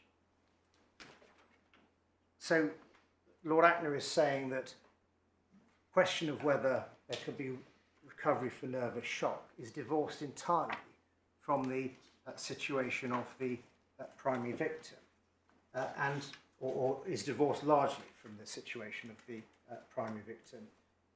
And Lord Oliver said a similar thing at page 165A of Alcock.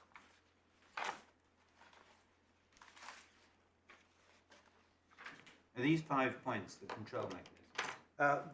This is part of his speech, my lord, where Lord Oliver sets out the 5 control mechanisms. No, this is Lord Ackner. This is, forgive me, this is Lord Oliver. No, it's Lord Ackner that you're taking us to. I should be taking my lord. Page 154 in the bundle, page 400 in the report. Yes, I'm taking my lord to page 165. Which Oh, is, I see. Forgive me. Yes, I know, but what I'm asking you is, if the submission you made is the control mechanisms are found in Lord Ackner, Yes, and I'd understood the control mechanisms were definitively found in Lord Oliver. forgive me, my mistake. Are the 5 points made by Lord Ackner at 154 and 155 in the bundle the same, but just expressed differently, as those expressed by Lord Oliver at page 165? Broadly speaking, yes, my lord. Broadly speaking, but which is taken in later cases as definitively by the... Lord Ackner's 5 points are taken as generally indicative. As Well, I mean, I don't know if this is cause confusion. There are 5. I suspect on careful analysis they may all say the same thing. Yes. Surprising if they didn't. They are not 1 to 5 in Ackner, Lord Ackner's speech, are not simply longer ways of saying 1 to 5 in Lord Oliver's. Not at all. In that case, the commonly recognised declaration, if I can put it like that, of the control mechanisms is in the speech of Lord Oliver, because it's in that speech. Lord Oliver. Is in Yes, Oliver. forgive me. I know, but you said Ackner just 2 Yeah, seconds forgive ago. me. Which is it? Slip of the tongue. Lord Oliver. Lord Oliver. My final comment. Because it's in that speech, my lord, that Lord Oliver says that it's from these elements of control mechanism that the elusive concept of proximity can be deduced. My lady who knows says it's Lord Oliver. I wouldn't put it as high as that, but I think it's Lord Oliver. Yes. I do now, my lord. Ought to be Lord Oliver. And I think even Mr. Baggett agrees with that. So Yeah, we may have peace may be breaking out. But I wasn't referring, my lord, to the judgment of Lord Oliver for that reason at that point, although I'm grateful to my lord for pointing out the confusion. I was referring to paragraph B on page 165 of the judgment of Lord Oliver, in which Lord Oliver says, although it is convenient to describe the plaintiff in such a case as a secondary victim, that description must not be permitted to obscure the absolute essentiality of establishing a duty owed by the defendant directly to him, a duty which depends not only upon the reasonable foreseeability of damage of the type which has in fact occurred to the particular plaintiff, but also upon the proximity or directness of the relationship between the plaintiff and the defendant. Now, what I say about that is that although there is reference in very broad terms to the sort of damage to the plaintiff must be foreseen, in reality it's really divorced from the situation of the primary victim at any one given time. I don't understand what you mean.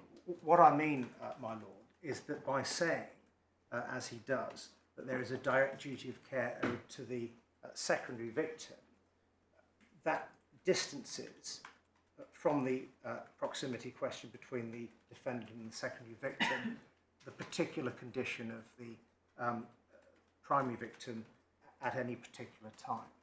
There is nothing in that dictum or any other dictum that says that for proximity to arise, one has to be conscious of a particular type of damage at a particular type of a particular time. Really what you're doing in the entirety of this exercise, which is never very satisfactory, is you're trying to prove a negative, saying that there is nothing in any of these speeches that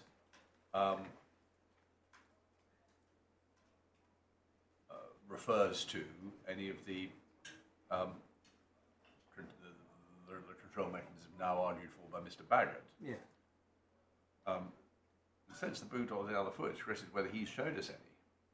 Well, he hasn't in my submission.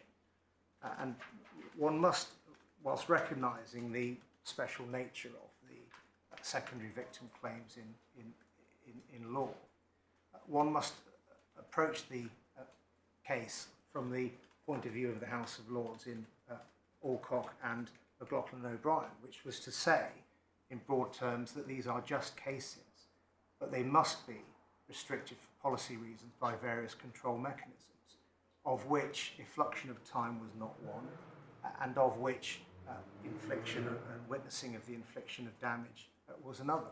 So, in other words, and I hesitate to put it as highly as this, the presumption is for recovery for nervous shock, subject to the control mechanisms. And when they set the control mechanisms, the Houses of Lords did not impose any additional control mechanism in terms of witnessing a particular type of damage or in terms of the effluxion of time between the breach and the horrific event.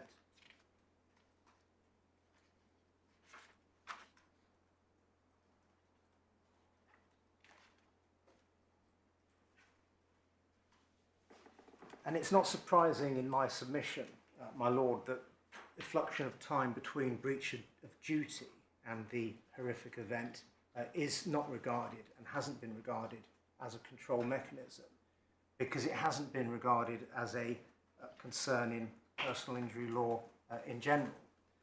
As my lord, the Master of the Rolls, pointed out in the RSJ example, if there is a defect which causes an accident to a claimant, a primary victim, many years later, the effluxion of time between breach of duty and the injury to the claimant should not prevent recovery.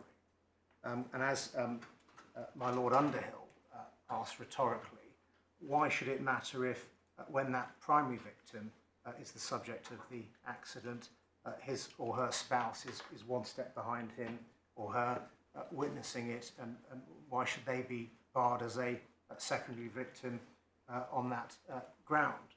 And I would point out that Parliament does not consider effluxion of time between breach of duty and personal injury to be of any great concern either, because we know that although there are absolute long stop limitation periods for things like property damage, arising out of breach of contract and tort. There are no such long stop limitations for personal injury under the Limitation Act 1980. I recognise that there is not much by way of unifying principle which underlines the control mechanisms, and we've all heard the oft-quoted dicta of Lord Steyn and Lord Hoffman in the case of White. But I say that that is not surprising, because if the approach of the law has been that these are just cases subject only to policy concerns, then it's not surprising that the control mechanisms which are applied to address those pragmatic policy concerns are largely devoid of principle. They are unashamedly policy considerations.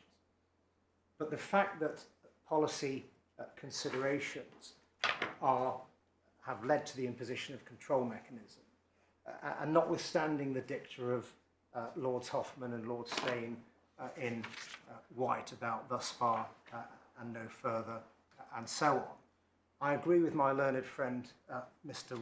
Weir that should not prevent the court from applying the control mechanisms in an incremental and imaginative way. And the law doesn't stop, as my Lord Master of Rolls has pointed out. Okay, so, I mean, I think we've got all those submissions, but what I'm interested in is why you say, A, that the first manifestation, the event being the first manifestation, is wrong on the authorities, and why you say that the first shocking manifestation is the correct test on the authorities. And I'm finding difficulty really in seeing how that squares with the description of the control mechanism in the cases. In the cases. In the cases in general. Well, I'm really talking about the House of Lords cases. Yes, there's no express reference to a particular type of injury in the House of Lords cases. There is repeated reference to an event. But there isn't, actually. That's the point. The references to the event are found in the fifth formulation of Lord Oliver. Yeah. I was looking to see whether they were found in the Lord Ackner's formulations, and I can't see that they are, that he refers to an event at all. In fact, they're really very different from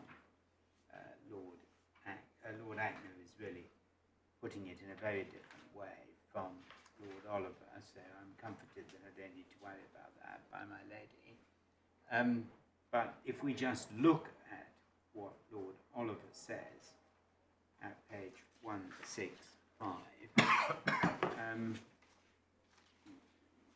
you know, he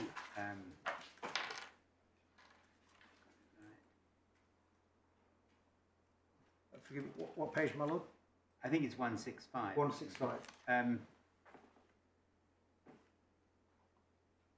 Where he says, fifth, lastly, in each case, there was not only an element of physical proximity to the event, but a close temporal connection between the event Yes. and the plaintiff's perception of it. So you do need a close temporal connection. Okay, but that doesn't matter because that's between whatever the event is and the plaintiff's perception of it. And you do need an element of physical proximity to the event. So you've got to be close to it. Yes. And Agreed. you've got to be close to it in time. Yes.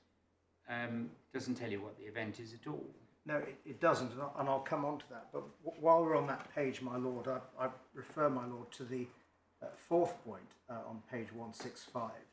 I may as well take it in this order, which was as follows, letter G.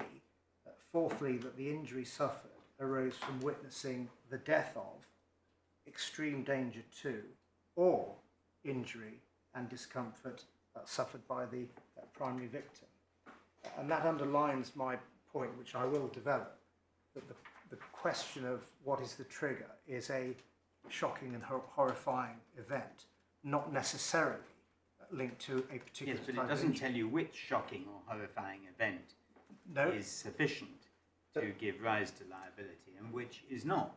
but that is eminently a question for judicial interpretation and application. It is. Well, according to what principles? Well, according to the same principles by which the judiciary interpret what amounts to reasonable care or gross negligence or any other concept in the law of tort.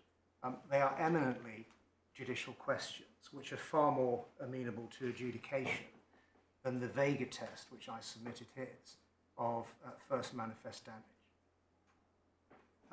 To move on, my Lord, as to why I say that So you say that any horrifying event caused by a breach of duty at any time, witnessed by another person, is sufficient to give rise to liability. subject to the other control mechanisms of Yeah. close ties of love and affection and Yeah, so all on. Yes, I do say that. There is no restriction in any control mechanism of a fluxion of time. So I mean, even if they're, so it's got to be the first one. Possibly, if the authority of Taylor and Novo is Oh, well, accepted. this is really, you see, I think everybody here, certainly you and Mr. Weir, to some extent tailoring your submissions to a way that enables you to get round Taylor and Novo. And I agree, that's something you've obviously got to do. Yeah. But I would quite like to know what your submission was in principle. If Taylor and Novo wasn't a problem, would you be accepting a first horrifying, I mean, Taylor, Any Taylor and Novo horrifying. wasn't, why wouldn't you just say any horrifying event?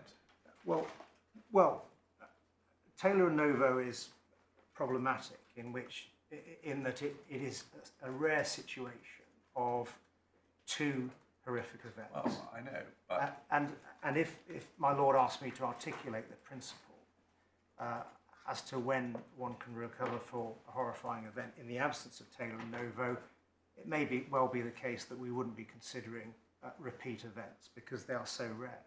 well, not just because they're so rare, but I don't see any reason in principle, even if they were quite common. Yes. Why shouldn't, take out a clinical negligence, you may be right, it's not often happen in a clinical situation, perhaps. Yes, indeed. Perhaps. But why, where there are two shocking events to the same primary victim caused by the tortfeasor, why should it matter whether the one that is witnessed in a particular case is the first time it's ever happened? Well, there's a strong argument for saying that it shouldn't matter. No, quite. But the point is that I don't need to persuade my Lord, for the purposes of this appeal, that one can recover for two events. I just have to get Because you're round Taylor and confident in Novo. your facts. Yes. You're not the first event. But And I do say the situation would be very rare. And if it's easy to postulate difficult cases arising from any control mechanism. And one difficult case, for example, may be the case of a child who has a birth injury, which gives rise to a chronic and life-limiting illness. Should the parents recover if they witness a horrific epileptic fit when the child is, say, 20 years old? That's a hard case. I say on the principles which I enunciate that they should. But the practical response to that is, well, it's all a bit far into the future, it's all a bit remote, it's not very proximate. But that situation is unlikely to arise in practice, because in practice, in that kind of situation, the parents will have known that they're living with a child with a chronic condition which gives rise to risks of serious complications, and that claim would probably fail on the principle of remain anyway. So can I ask you a legal question that's troubling me? Yes, my Lord. It's perfectly obvious that you need legal proximity between the secondary claimant and the defendant. And it's perfectly obvious that the control mechanisms, the 5 things you have to show to establish liability, Yeah. are 5 things you have to establish to provide for liability. But they're not obviously things that really go to proximity, properly so called. Proximity to be established between the defendant and the secondary claimant is about whether or not that secondary claimant ought to have been within the contemplation of a professional doctor or an architect in designing the RSJ or whatever, Yes. which doesn't really, is not much elucidated by questions such as the plaintiff being personally present at the scene of the accident. Yes. So what I'm So- struggling with is, has the law got off to a sort of rather bad, is the law in a rather bad place with describing proximity between a secondary claimant and the defendant by reference to 5 really quite other features? Well, I'd respond by saying that we are where we are. Well, that's not a as- help, if I may respectfully say so, Mr. Diane. No, but that is And I know that. that is the position as recognised by Lord Justice Latham in Gailey and Atkinson. So I would say, secondly, my lord, that what my lord enunciates is some general concern about proximity. Why should a tortfeasor be liable to someone potentially a long way in the future who they've never even met? That is a sort of visceral response to... Well, not at all. I mean, if they're within the contemplation, Yes. and they're... I mean, if I'm designing an RSJ to go above a door, as my learned friend suggests, or designing a door without an RSJ, whatever the example is, doesn't matter. I have it within my contemplation that somebody may be hurt if I don't design the thing properly, Yes. and that somebody may be watching when the accident that I have failed to avert occurs, Yeah. in exactly the same way as if I fail to diagnose a heart condition and the person has a heart attack and in excruciating circumstances. I mean, all that's perfectly foreseeable, Yes. and must be, I think, be said to be within the contemplation. So the idea of proximity, whether it's a far ahead or not, doesn't seem to be a problem to me. It doesn't to me... It may depend, mate. Sorry, I'll be letting you answer first. Forgive me, my lord. It doesn't really matter to me either, because effluxion of time is not a control mechanism. What I say is this. That accident, which my lord envisages with the RSJ collapsing, which a secondary victim witnesses, gets home under the control mechanisms as they've been set, because there's no control mechanism about effluxion of time. And if my lord is concerned with general conditions of proximity, divorced from the control mechanisms, it gets home under that as well.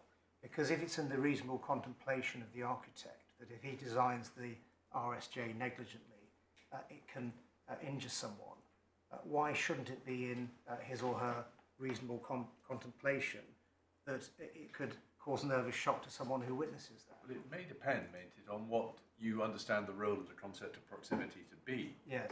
If you elide it with reasonable contemplation, Yes. then you have the difficulty that my lord suggested. Yes. But if you treat it as a separate element, so you asked first, is it reasonably foreseeable, which Yes.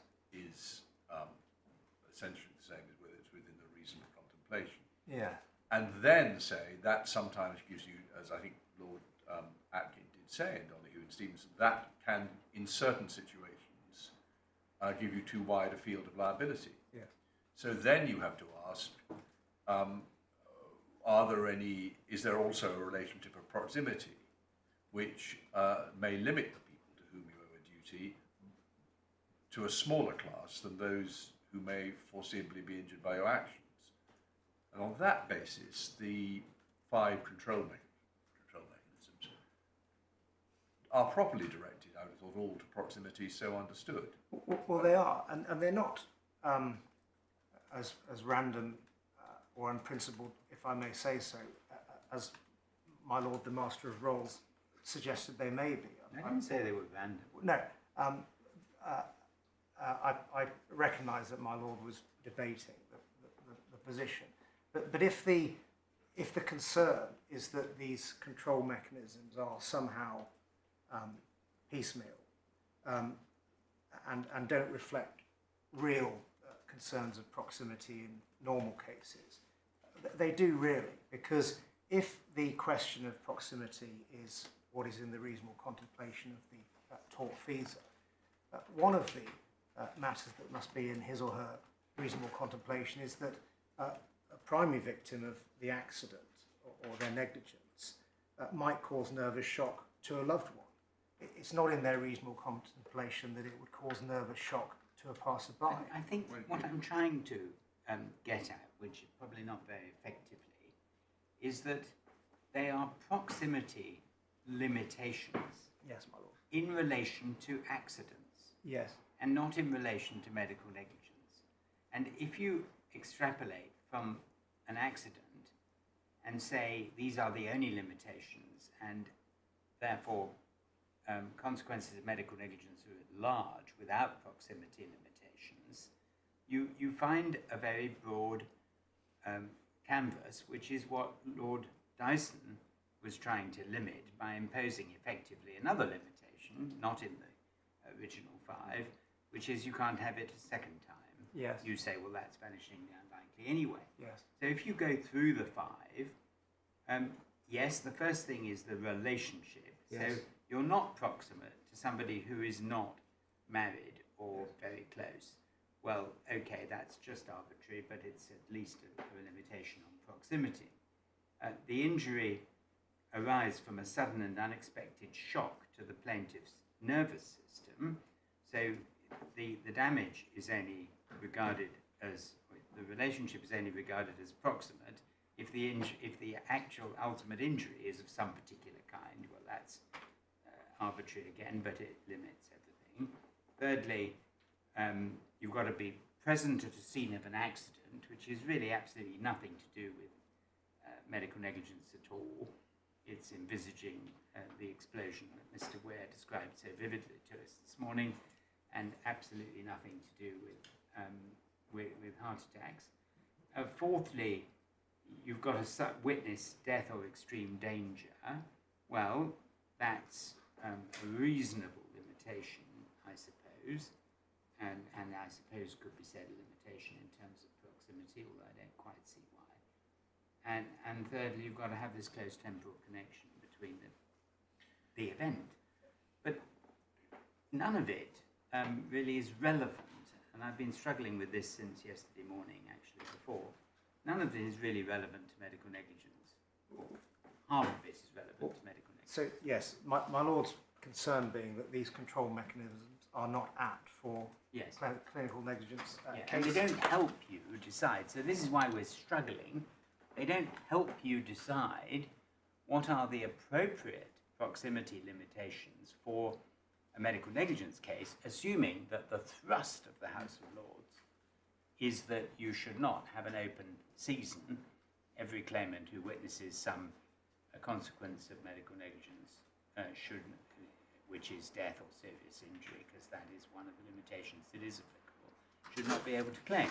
So the question is, what are the Well, I say in response, my lord, that these are apt for clinical negligence. Okay. Because the only real concern that I've identified or I can discern is effluxion of time. It's agreed, I don't understand any trouble. The fraction of time, of course, necessarily it involves taking a view about what is the event, because if the event is the shocking event, then there is, by definition, no flushing. Yes. But the concern about clinical negligence cases is, well, what if there's if you like, a hidden process or even a manifest process going on as a result of negligence, which, following an effluxion of time, leads to a shocking event? Why should the secondary victim recover in those circumstances? That's the concern. But it's that, more than the concern, it's really the core, isn't it? And it was recognised by the judge In Paul's case, forgive me for trying to pour in that way, but that is it. It's what I referred earlier to the silence. Yes, my lady, but the concern of effluxion of time would equally be apparent in a, if I can put it like this, a PI nervous shock case. So, for example, to use the RSJ example, if that was negligently designed and it led to a horrific event, the claimant, the secondary victim, recovers, notwithstanding the effluxion of time. But why should it be any different in a clinical negligence case where analytically what's happened is very similar?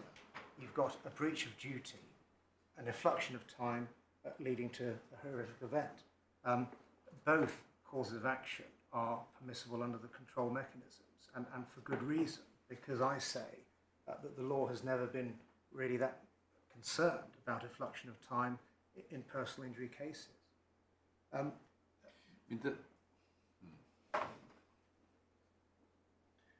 The only real problem, it seems to me, about applying Lord Oliver's 5 control mechanisms to a case of clinical negligence is if you treat the scene, is the reference to an accident.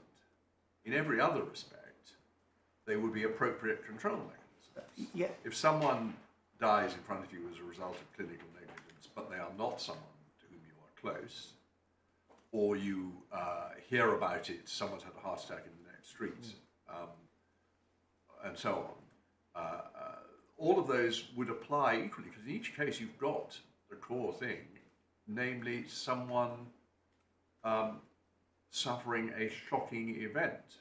Sorry, a primary victim suffering a shocking injury, whether it's death or severe injury. And that's so whether it's the result of clinical negligence or the result of an accident. Yes. Yes. It's easy to get sidetracked by the word accident, and that is part of my submissions, which I will develop briefly. I would point out that in those very 5 controls, Lord Oliver uses variously the word accident and event. He says, lastly, in each case, there was not only an element of physical proximity to the event, but a close temporal connection. Well, on one analysis, the word event used after the term lastly can only be taken as referring to what he was talking about in the 4th thing, which is the death or extreme danger and injury suffered by the primary victim. So it may be that that's what the event is, which gives support to what you're all saying. Indeed, my lord. And as I have pointed out in my skeleton argument, paragraph 24 for reference, there are numerous references. I won't take them to you, you to them unless my lord wants me to, but there are numerous references in Alcock, White, Galliac, Atkinson and Romain to the trigger being an event rather than accident. And for reference, that's paragraph 24 of my skeleton argument. Other points in the case law support the argument that we're not just concerned with the classic accident occurring in a personal injury situation, and that these sorts of claims can and do exist in the clinical setting. We've heard repeatedly that Lord Dyson in Novo referred to the accident as a paradigm example of this sort of case. All J in Somerset said that the external traumatic event, such as an accident, was the usual claim. He didn't say it was the only claim. And I submit that the evolution of the aftermath doctrine itself is indicative of the court's rather flexible approach to what sort of events can entitle a secondary victim to recover. And specifically, and we've seen this paragraph several times in this appeal, but it's worth referring to again. I refer to paragraph 34 of the judgment of Wardell J in Walters. This is page 338, where Lord LJ sets out in very broad terms what an event means. He says, in my judgment, the law as presently formulated does permit a realistic view being taken from case to case of what constitutes the necessary event. Our task is not to construe the word as if it had appeared in legislation, but to gather the sense of the word in order to inform the principle to be drawn from the various authorities. As a word, it has a wide meaning, as shown by its definition in the concise Oxford Dictionary as an item in a sports programme, or the programme as a whole. He goes on to mention Lord Wilberforce's fact and consequence of the defendant's negligence. He talks about the particular event in this case. I'll come back to that later in my submissions. But he then goes on to say it is a matter of judgment from case to case, depending on the facts and circumstances of each case. A long drawn out horrifying event. Yes, which can, and I say does, illustrate the flexibility of the courts in these sorts of cases. Well, up to a point, but it doesn't allow you to treat what are clearly separated events as a single event, if that's important to you. He wasn't considered, that wasn't the issue before him at all. The issue was essentially whether you retreat 36 hours as one event. Indeed. In that context, the case of Walters is, I say, indicative of the court's flexible approach to the concept of event. And there is reference, of course, in the original judgment of Lord Wilberforce in McLaughlin O'Brien, in another oft-quoted paragraph, which is on page 42D, that it is, after all, the fact and consequence of the defendant's negligence that must be proved to have caused the nervous shock. And he quotes with approval the judgment in Benson and Lee, which is that it is based as a cause of action on direct perception of some of the events which go to make up the accident as an entire event, and this includes the immediate aftermath. What Lord Wilberforce is saying there is not negligence in the breach, duty, damage, complete tort sense. He's saying breach of duty. It has to be proved that the breach of duty on the part of the claimant must have proved the nervous shock.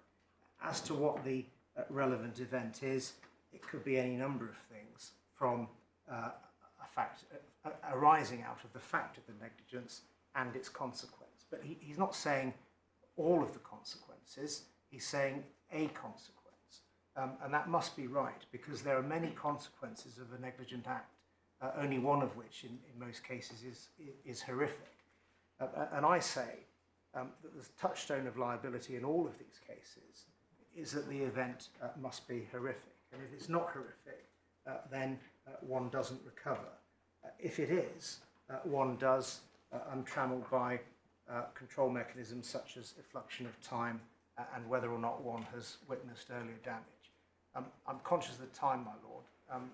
That is a convenient place to stop. How are we doing for time? You've got your... Yes, I'm aware of that, my lord. to follow. No more than another 30 minutes. Right, and how does that leave Mr. Pitchers?